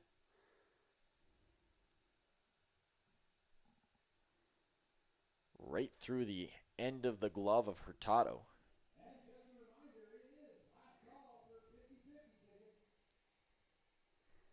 Wayne, not sure if you heard that from the PA announcer. Last call for 50-50s. Did you get yours tonight? It's not my turn to buy. On Thursday, I'll be buying.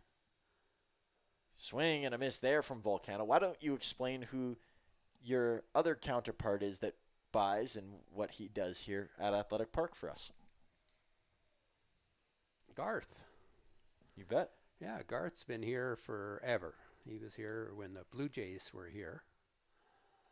And, yeah, we take turns. We buy $20 worth of tickets each game. And we haven't won since, when did you start, Truman? I started 3 years ago, so it's been 3 years. As Volcano popping out to Bedford at short there, his second play of this inning, and that will close out this 6th inning. So we're already in the 7th here. Is the Bombers, they need to get the offense going quickly. They're falling behind, and that's been a theme of their season. Falling behind and not being able to recover. Is this the night where they do it?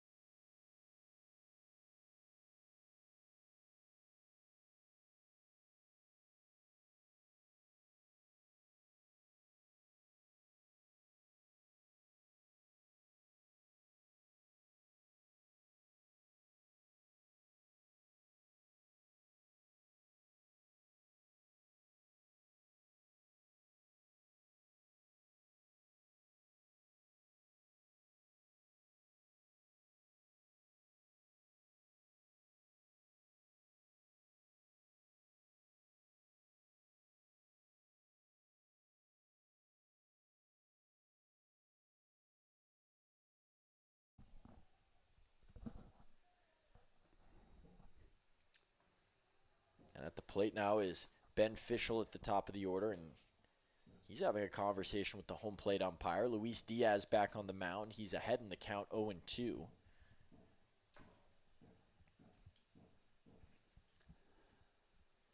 Swing and a miss.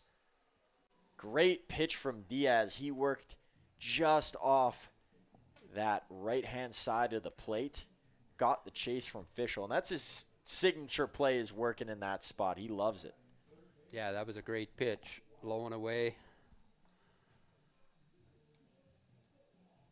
Now he'll see Wyatt Ormonde.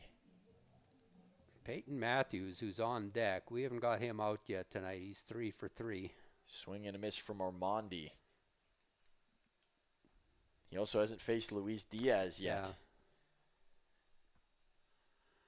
Yeah. Diaz is legit. He's one of the best pitchers that's come through here, well, in a while.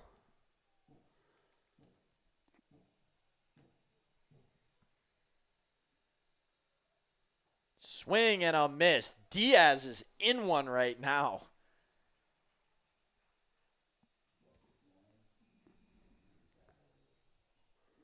That's 10 strikeouts for the Bombers so far tonight.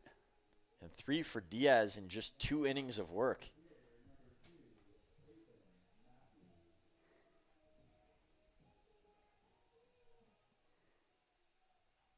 This one is hit high over into left field. That was a late jump there from Dvorak. He'll barehand it over to second. Uzawa got off right away, but he was backtracking. The play wasn't going to be available for him. Yeah, you know, it could be the sky at this time. You get it up above the lights and you kind of lose it. It's a white sky with a white baseball, and you're right, Dvorak didn't get a big jump on it, or a good jump, but fortunately it wasn't hit far. And Matthews, 4 for 4. Still been the challenge for the Mavericks. Yeah. He's made quite the adjustment. Coming in, his second matchup with the Mavericks. He didn't let Ryan Reed get the better of him this time, despite his team being down. Throw over to first from Diaz.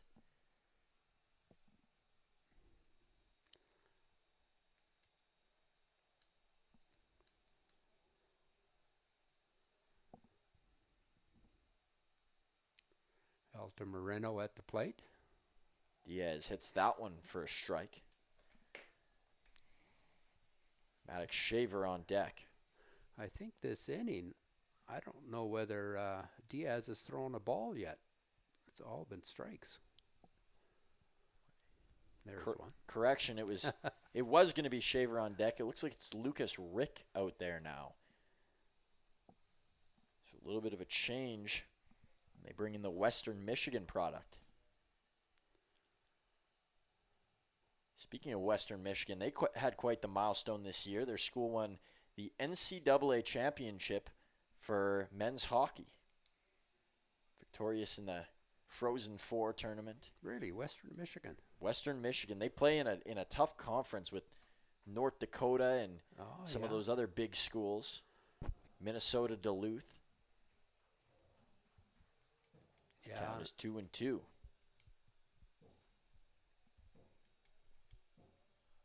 Yeah, not the biggest school, never a powerhouse, but they figured out a way to get it done this year. Yeah, good for them. I think Matthews is looking to run at first. Here's one that's going to drift. Long way to go for Dvorak. He's going to dive, and he makes the play. They're saying he didn't catch it. I think he caught it. Oh, Dvorak can't believe it. I think he caught it. Well, if he didn't, throw it to first base. And they were pointing towards... I think he caught that. I think they were pointing towards the home plate umpire because he was saying that he was out. I think there might have been 2 different calls there. I think you're right, Wayne. We don't have a replay up here, but the reaction from Dvorak, and when it's a play that's that spectacular, I think he caught it. It would be a shame to rob him of what was such a robbery.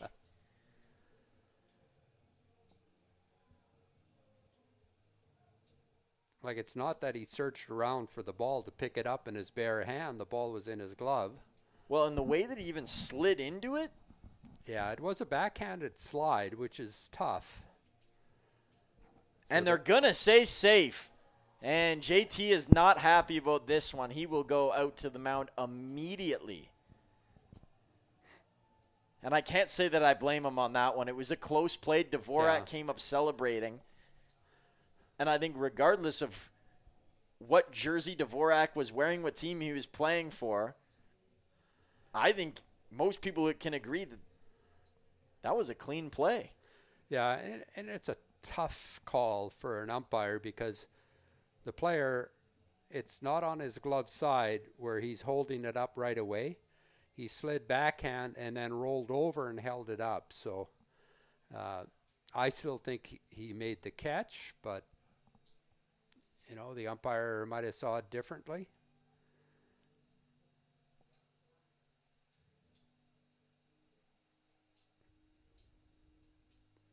Well, obviously the umpire saw it differently. Umpire Willie Glasgow at third base. So JT's still having a long discussion with him there. Yeah. And you got to feel for Diaz on the mound. The two hits he's given up have been just put in tough spots. Yeah.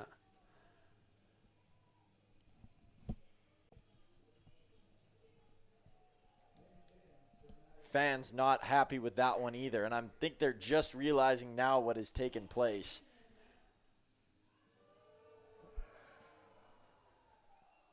And now the boos are being egged on. Not sure how that one's going to fly post-game, but. So we do have a pinch hitter in here, I think, as you were mentioning. And it is Lucas Rick. Diaz starts him off with a strike.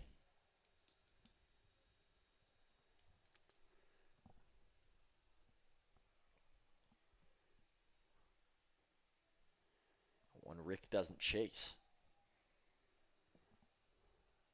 So I'm not sure if we're going to see your guy, Wayne, as Rick is the infielder that subs in here. So no Steyer Couture potentially. I think you just want to say the name more so as there's a swing and a miss from Rick.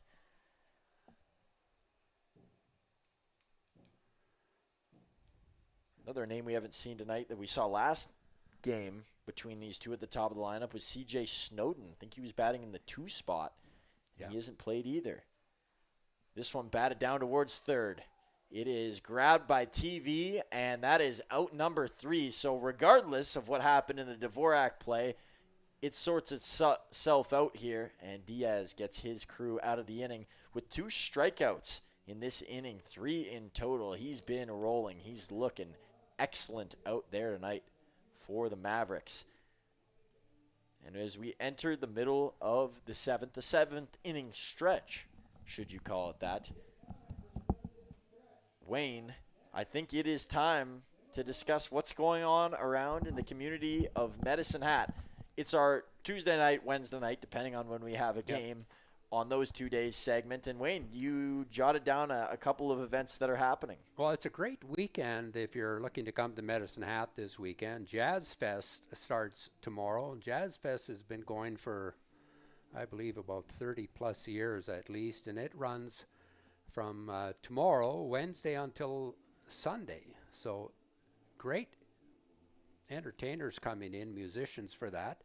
The Medicine Hat Farmers Market is on every Saturday at the Medicine Hat Exhibition and Stampede Board.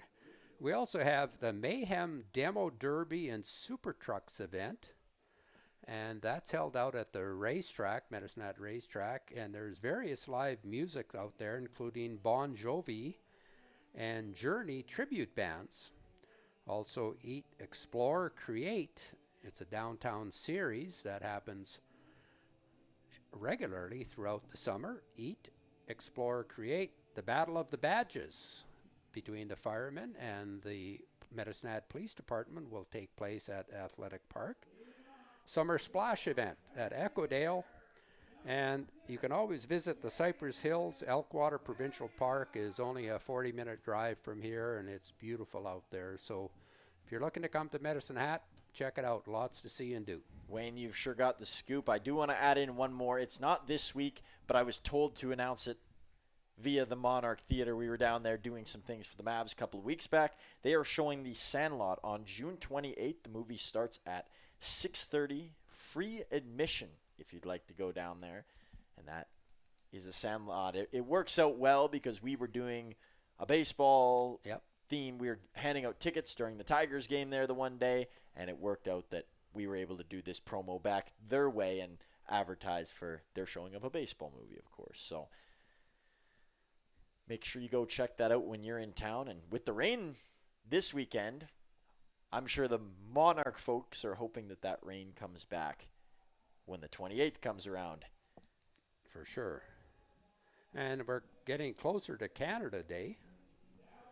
And Canada Day is just like our July the 4th, only it happens on July the 1st.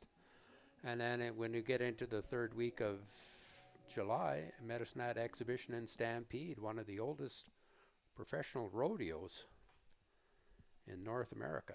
Yeah, it is Stampede season right around, and you'll see Stampedes and festivals all over this province. Whoop Up Days over in Lethbridge, Red Cliff Days. I think that might be going on right now. That's not quite That was Western. last weekend. That was last weekend. Good. Yeah. They had fireworks and things like that. And then, of course, the big dog is the Calgary Stampede. Yeah. And that is a 2-week-long party, is sliding in and almost making a remarkable play over at first base. Would have been Ormondi. And then Edmonton have Klondike Days, don't they? Klondike Days is another festival. I think that's in August. That one is later on. You're right about that. Then lots of country concerts as well. Yes. Country Thunder, one I've heard of a bit. Yeah, there's one outside of Regina. Country Thunder is the second week in July. And then Country Thunder up by outside of Calgary somewhere. We have Quonset Days. Quonset, that's where I was going next. That's a big thing. Found out about that about 4 years ago. A lot of the kids from rural areas who I've gotten to know in town over the years, they are huge fans of that. That started out, and it is in a Quonset, and it started out very small, and now it's bigger. I think who's the local performing, the young lady from out by Mackenzie Porter? Mackenzie Porter's performing there this year. And for those of you who are unaware of what a Quonset is, as I was years ago, it is essentially just a big garage with a fancy name. It's a metal building. Count is 1-2 here to the catcher, Nate King.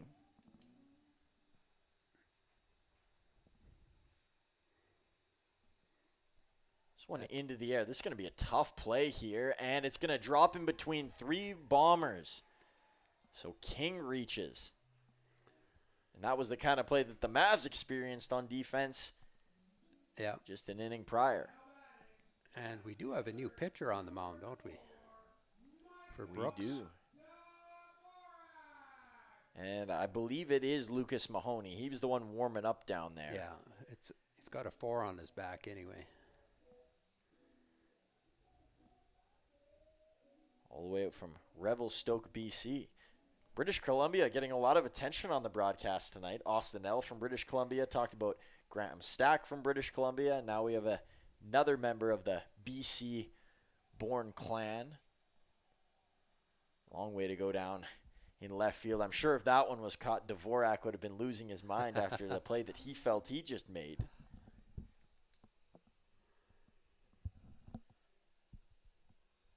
Although, speak of that, Dvorak's emotions always in check. He's never really wavered by any calls or plays within a game.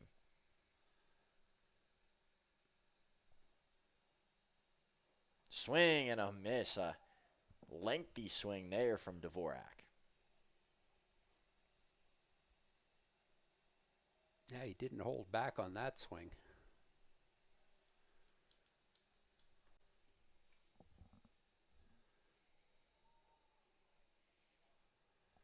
Be a tough play. Slow one. It is going to be a tough play. Mahoney to first. Stretching out and grabbing it is Ormondi.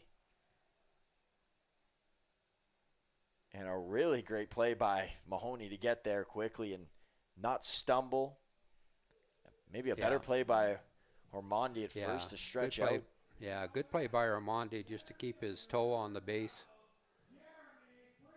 Well, and beyond that, even if he wasn't able to do that, a tough ball to catch, if that gets past, could allow for King to advance. Yeah, King would have scored if it got by him, probably.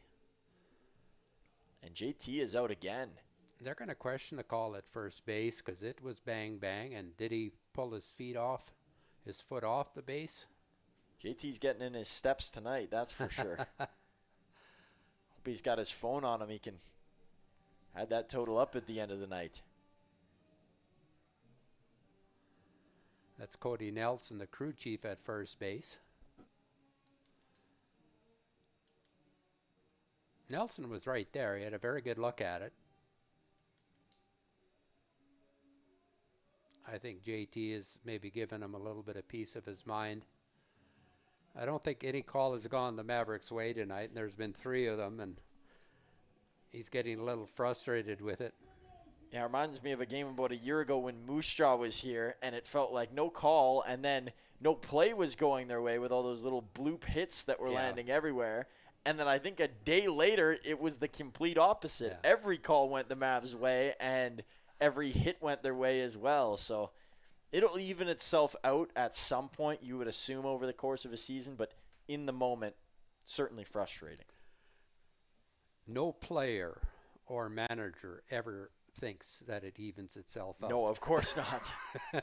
They always think that over the course of the season, they got shafted somehow.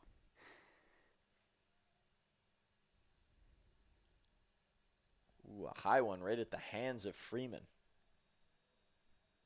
Mahoney still dealing with that runner right on his back. Speaking of local things, and I guess the name Mahoney, the local band here, not sure if they're still together, but they performed for years all over the city. They're very good. Little free promo for them tonight on the broadcast. I think one of them is a music teacher now at Hat High, is he? Could be. Messini is a teacher because I think his dad was a teacher. We're getting too deep into it now. We can go down the family now tree. Now we're guessing. Okay, let's focus on the ball game. 2-1's the count.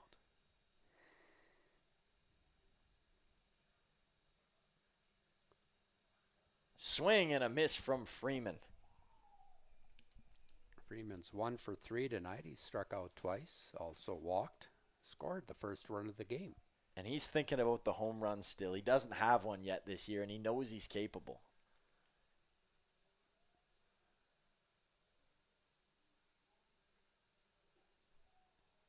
High throw to him there. This will be a full count.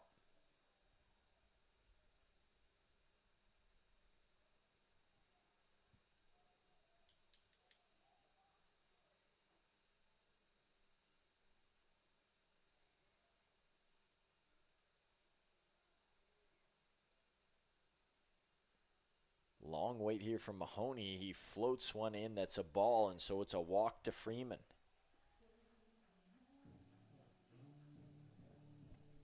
I'm going to make a note of this once more, but the Bombers have been leading the hits for most of this game. It's 10-7, but when the game's over, all that matters is what's up in the run column. You could have 40 hits and only score 1 run. Yeah, they just haven't been able to put the hits together in an inning. They had that one good inning when they got 3 hits in a row, but they only scored the 1 run.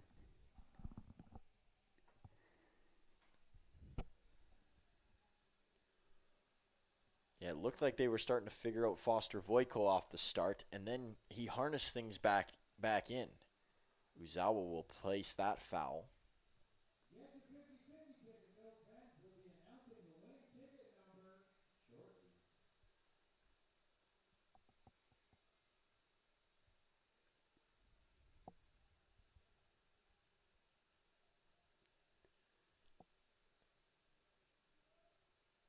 Mahoney, a long look. Finds what he wants.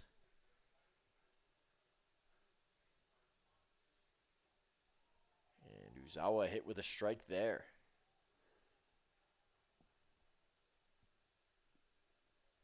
And you could say that the Mavs already have a couple insurance runs up on the board, but it's always important to have even more insurance runs. It's baseball. You never know what's going to happen.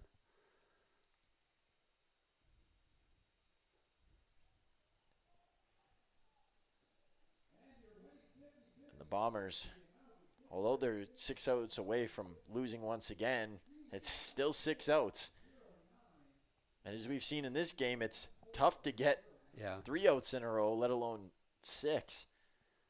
The Bombers are really feeling that in the bottom of the 5th. That was the bottom of the 5th, yes.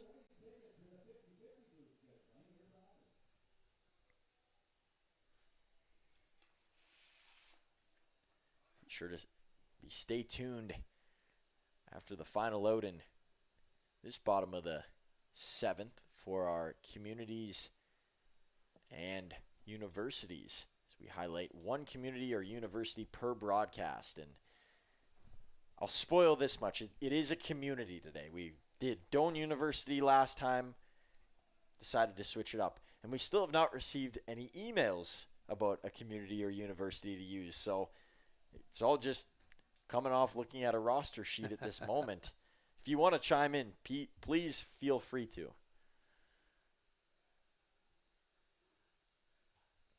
Here's some good pop from Uzawa, and that one is going to get down.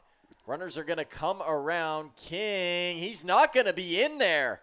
Great throw as it was right on the button. I thought King was going to score with ease there. Well, we saw Fissel's arm earlier in the game, and we said he's got a rocket, and he showed it there. Yeah, Official, we know what the bat can do, but the defense is making him look like a whole different player tonight. He's exceptional. And while we talk about exceptional, why don't we talk about the exceptional community of Corona, California, the birthplace of Danny Retzlaff. Corona, place that was originally named South Riverside, even sometimes goes by Riverside nowadays, but it was changed to Corona, and the reason for that is because Corona is Spanish for crown, and the center circle within the city resembles a crown. So the people within the city did a vote, and they wanted to make the name something that represents the community. And crown, which is also Corona, represented that well. The estimated population is 100,000 or 160,000. It was the first ever site for a lemon processing plant. It's the headquarters of Monster Energy, and it's the birthplace of drummer Travis Barker, who's in the band Blink-182, if you've heard of them before. As far as baseball players go, they're loaded. They got many baseball players from there. Troy Glaus, who was a 4-time All-Star, World Series MVP, he's from there. Jared McCain, who's an up-and-coming NBA player, is born in Corona, California.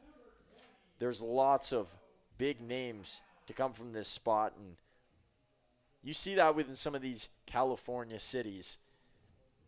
Lots of athletes can pop out of there. And while Diego Centella gets warm, we will step away and get a quick word from our sponsor in Igniter Tickets.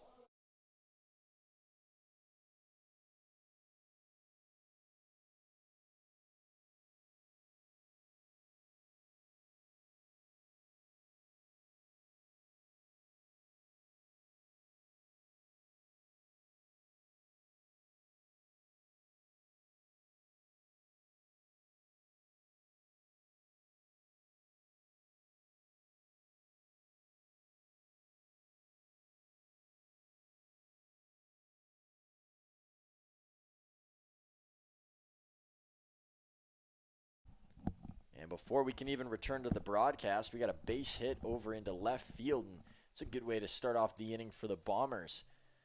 It's all about getting that first runner on, and Centella is immediately met with a hit to his name, and that's the other thing we should mention. Luis Diaz, really good night in relief as he pitches 2 innings. Centella following here, and we're getting the Ottawa trio It's exciting that we get to feature all 3 Ottawa players, and maybe we should have saved the university segment for Ottawa University, Kansas for tonight because they're well represented. Well, if the Brooks are going to get anything done, they need the bottom of the order, which is up now, to get on base. And then you got to have the big boys up at the top do their job and drive them in. So they've started off right with Hurtado single. We'll say I don't think we've seen a double play tonight. So No, are we we due haven't. for that on either side? Potentially. And it's on my bingo card. It is. For tonight. So.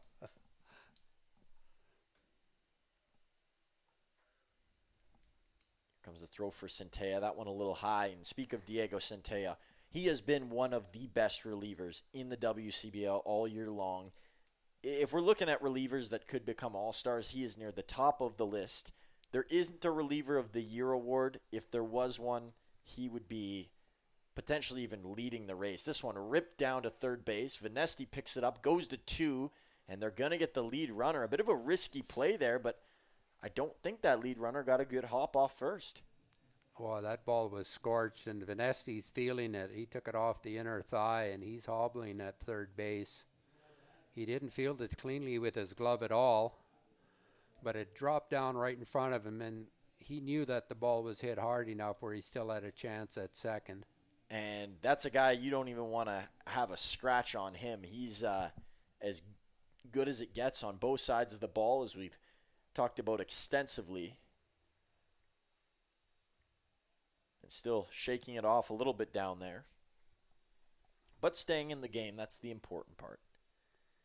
So Centella with the 1 out. He's already got 1 strike here in this battle.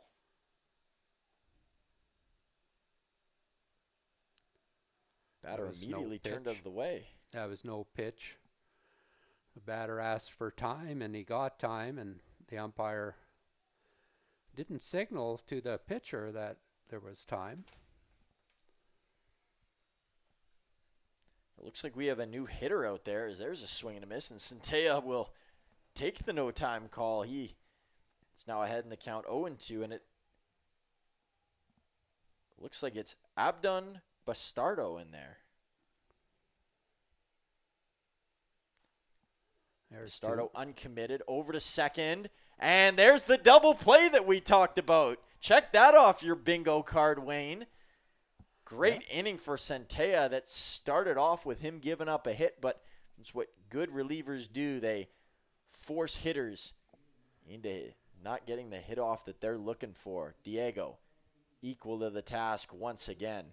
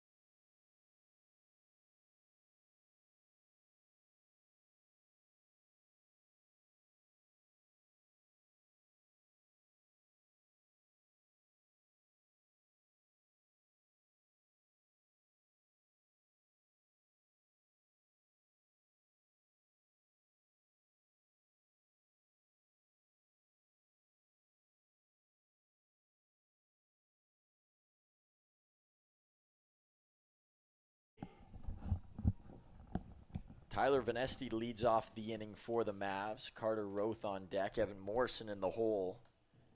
So the heart of the order here for the Mavericks. And as Wayne mentioned prior, Venesti took a hard one. He set off the thigh in the last inning there, but he's out to hit. It's a good sign. And speaking of hard hit balls, Tyler Venesti has made incredible contact tonight. He's been mashing. Yeah, the last one he lined out to first base, but that ball was scorched. And he hit 2 other hard hit singles to right field earlier in the game, so he's 2 for 4. Yeah, almost burned a hole in Normandi's glove with how hard it was hit.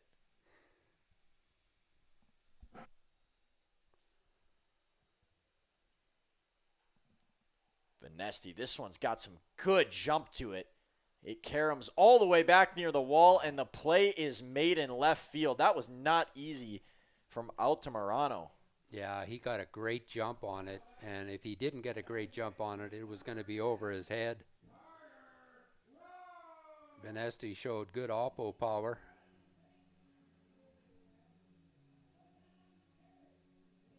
So 1 out as Roth steps into the batter's box. And maybe not a dominant night from Roth, but he's still been on base a few times.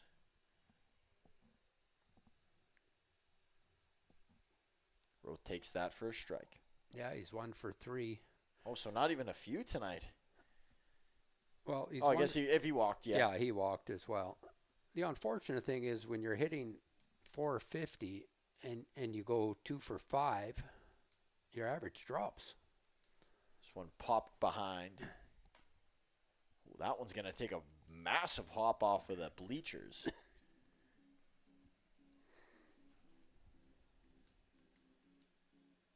In other games, that would have been a danger zone. Yeah. Speak of a couple Sundays ago. Here's one along the ground, and it is grabbed by Bedford over to first, and the play is going to be made in time. Roth has good speed, and that speed is coming along game by game.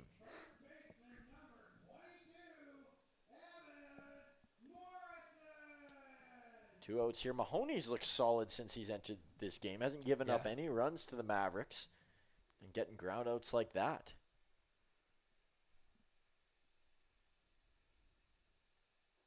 Maybe a more viable option in the future here for the Bombers, who we saw a couple of their relievers come in tonight, look a bit shaky. As we said, their team ERA, pitching-wise, is very high. Yeah, they need pitching help. Although most teams in this league do.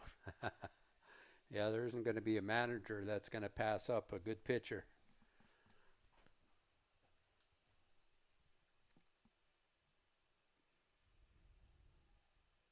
Swing and a miss. 3 consecutive pitches. Morrison is down on strikes. And he continues to struggle at the plate. So one last breath here for the Bombers. Top of 9, they come out as the Mavs look to get 3 more outs and extend this historic win streak that you'd think at some point would end, but it just doesn't. The fun continues for this home crowd, and we'll see if it continues past this 9th inning.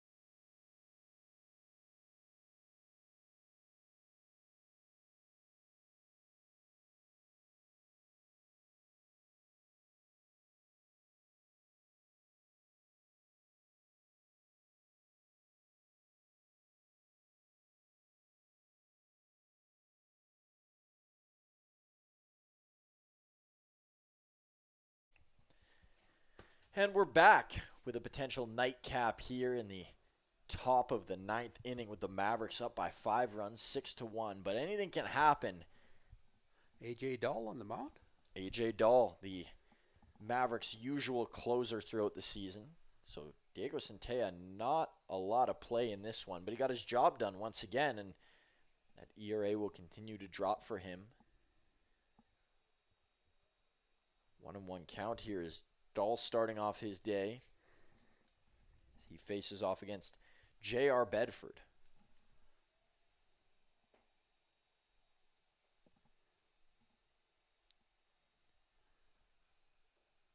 Pitch there to Bedford is a strike. Bedford has 3 strikeouts so far tonight. If you can recall his last strikeout, he was not happy, and there were words between he and the umpire and catcher King. King is still behind the plate. Ooh, a high one towards Bedford. Curveball slipped out of his hand. It will be interesting to see if there's any words said after this at-bat. Yeah. He also was down 0-2 in the count and stuck his elbow out a little bit, just a little bit, and got hit by a pitch. 2-2 count. Did he go? Yeah. Oh. He didn't. Somebody fell asleep at first base. Whoa.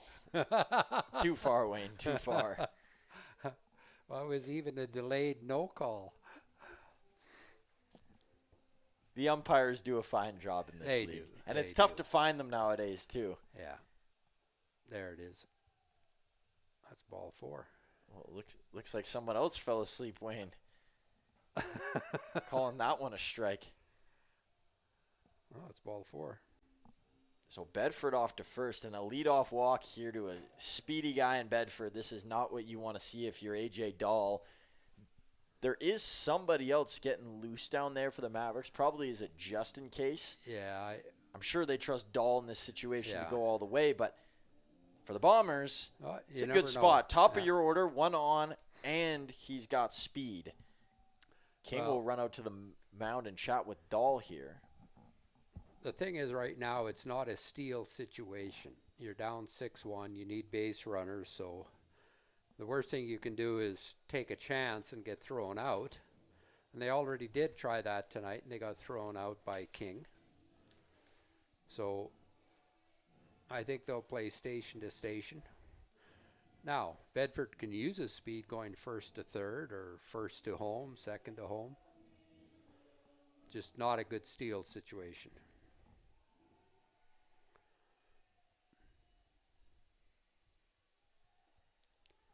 Oh, he slipped Ooh. and fell.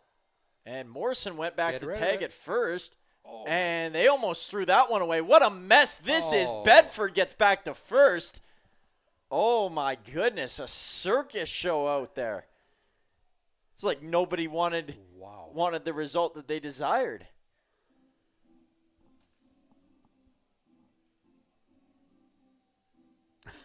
How many things can you not believe that just happened there, Wayne? That looked like Little League. Morrison threw it 6 feet wide, and then when Uzawa threw it back to first, Morrison cut it off, and Dahl was standing on the base. He could have tagged him out.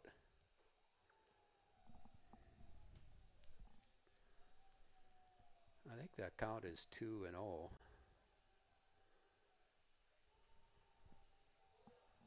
A couple of fans out there still making noise. I think rather booing. There's a low pitch from Dahl.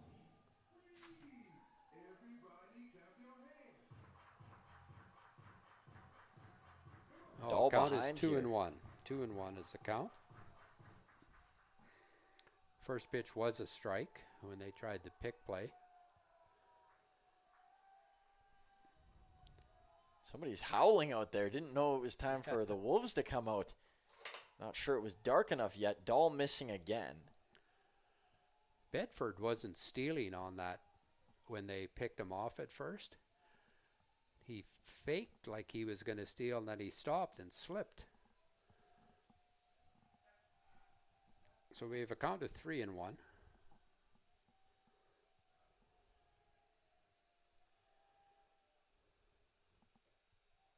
There's one from Dahl. Getting a little bit of ahead of himself there was Fischel. It's a full count. The last thing you want to do is walk the first two batters.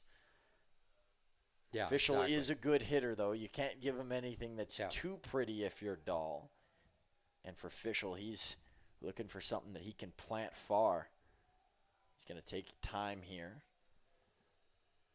Yeah, Fischel, he'll take a walk, he'll take an air, anything to get on first. And with Ormonde and Matthews and Altamirano coming up, boy, that's a firing squad. Low one. Dahl's going to walk another. And JT is out right away to talk with A.J. Dahl. Nobody warming up now for the Mavs. There was some throwing going around earlier.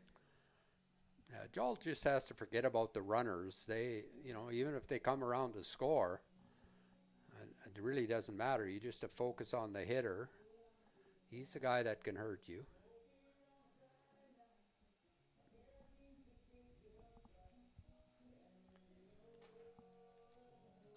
A long visit here. And while they visit, might as well mention, if you are planning to come into Medicine Hat, make sure to get your tickets in advance. Follow the link down below on our screen. Take a screenshot, whatever you need to do to grab it, or just go to themavericks.ca and find our ticket page and get your tickets before you head into town. Or you can come visit us at the ticket office as well, but there's always benefits to beating the line and getting in early and being able to soak in all the amenities once you get here.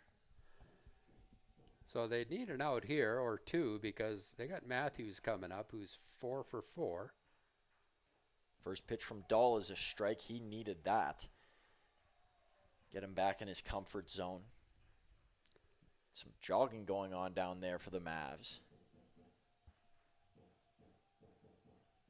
His fastball, Dahl's fastball, it's riding tonight. It's eating as it's coming in.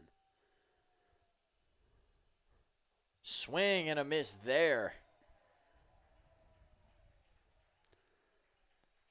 I don't think he has to change anything. Now against a hitter like Ormonde, you don't want to test him too many times with the same pitch. He'll cue on it. Well, but right now you got to go with your best pitch.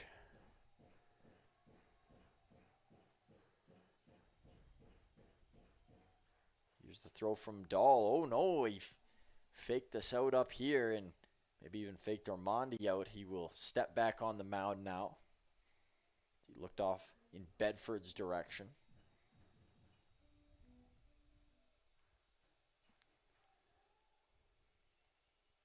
Here comes the throw. Swing and a miss and a big out for Dahl as he gets Ormonde. It was not an easy assignment. Give him the 3 fastballs in a row.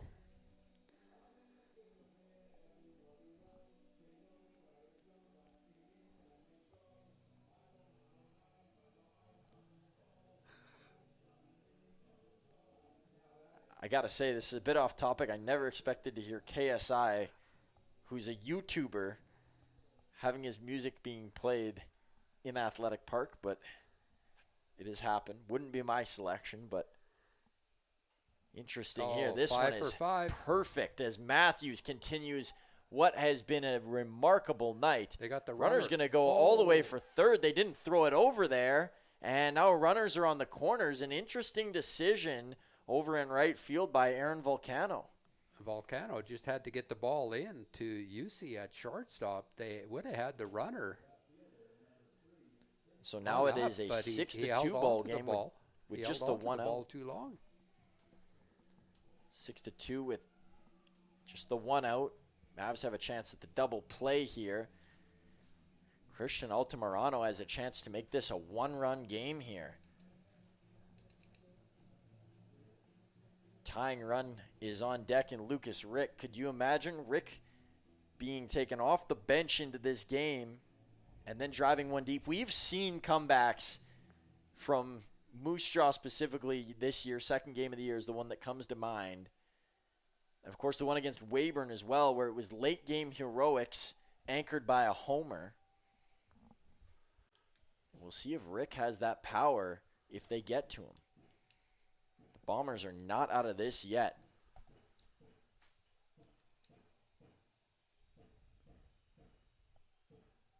Here's a throw from Dahl. This one is shielded aside, and the count is 1-1. The one thing that we've come to understand this year about the Mavericks is that no lead is safe, whether they're ahead or behind. It's a game of here, you take it, no, I'll take it, no, you take it, I'll take it. They are fun to watch. There's a new storyline every night. Here's one hit over to Morrison. He'll tap on first and take the out. So a run will come in to score. It is now a 6-3 ball game. Still one on in scoring position for the Bombers here. Yeah, outs are more important than runs right now for the Mavs. So Morrison will easily give up that run.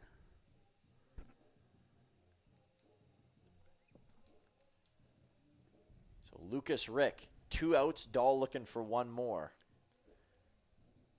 And while Dahl looks to wrap up the night, if we have time, we will share some of the final scores, or what are soon to be final scores around the WCBL. It's the bottom of the 9th inning over in Swift Current as they currently trail 5-2. The Miller Express taking a late lead in that one.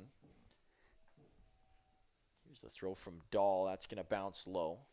Saskatoon now back up again after they surrendered that large lead. Top of the 9th, they're up 8-6.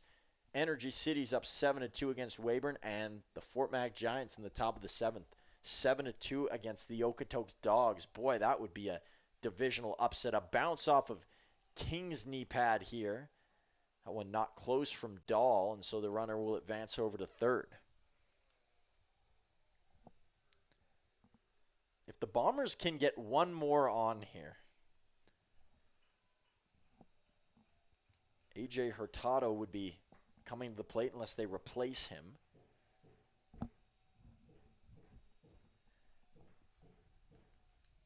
Rick would love to work a walk here. There's the pitch from Dahl. It will clip for a strike, and the Mavericks are a strike away. Rick is not happy with that call. He thought it was outside, but it's been a strike all night.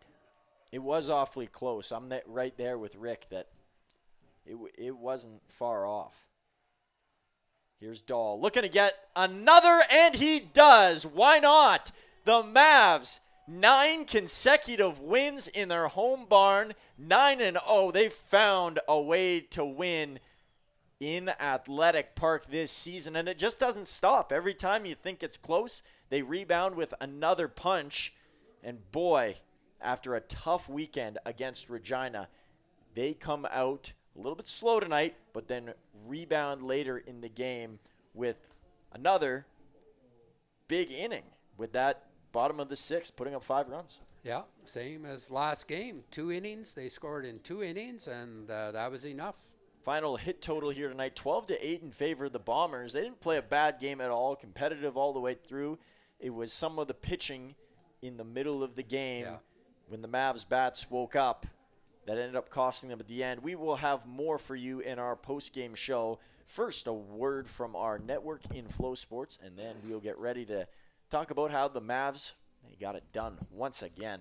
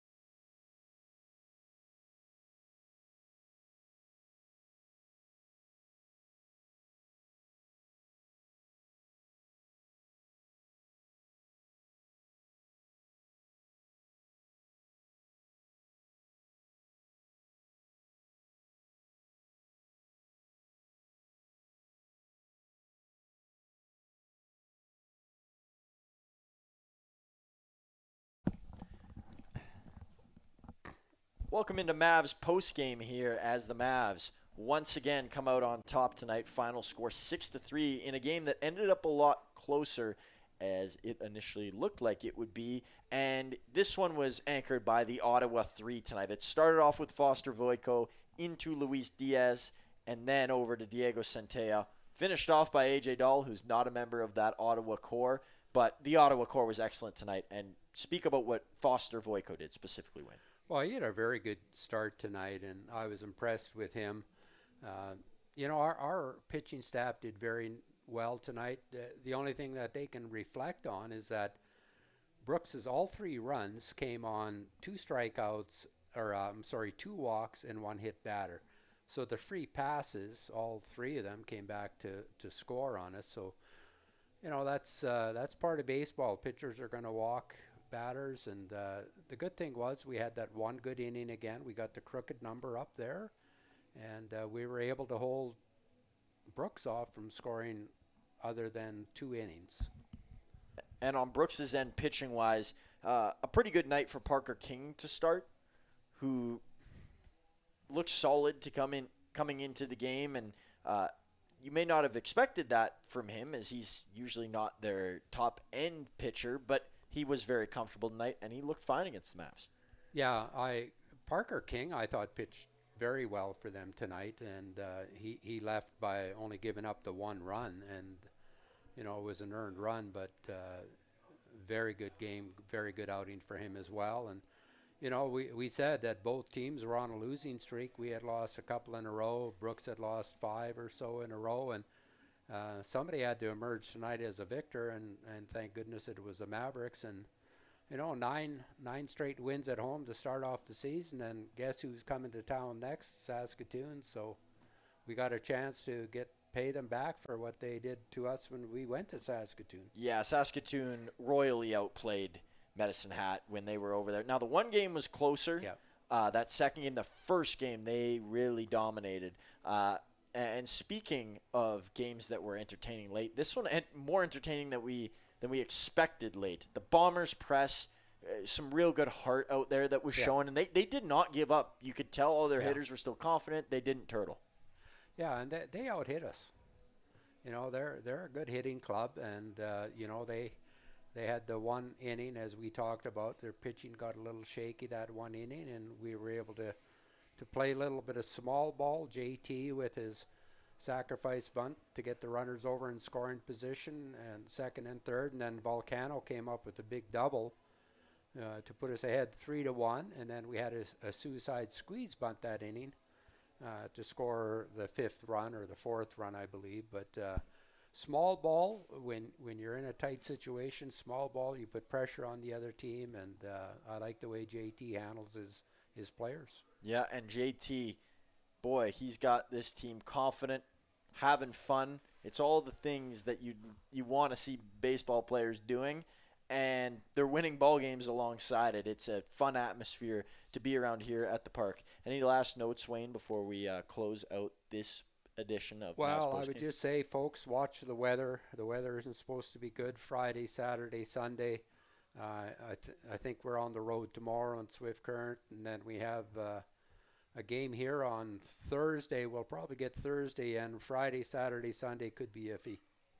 It sure could. But whether you like it or not, the Medicine Hat Mavericks, 9 consecutive at home, second in the East Division. They are a team on a mission, and they once again get it done, this time against the Brooks Bombers at home tonight, 6-3. We will be back here for a 2-game series, as Wayne mentioned, against the Saskatoon Berries on Thursday and Friday, and the Moose Jaw Miller Express right after on Saturday.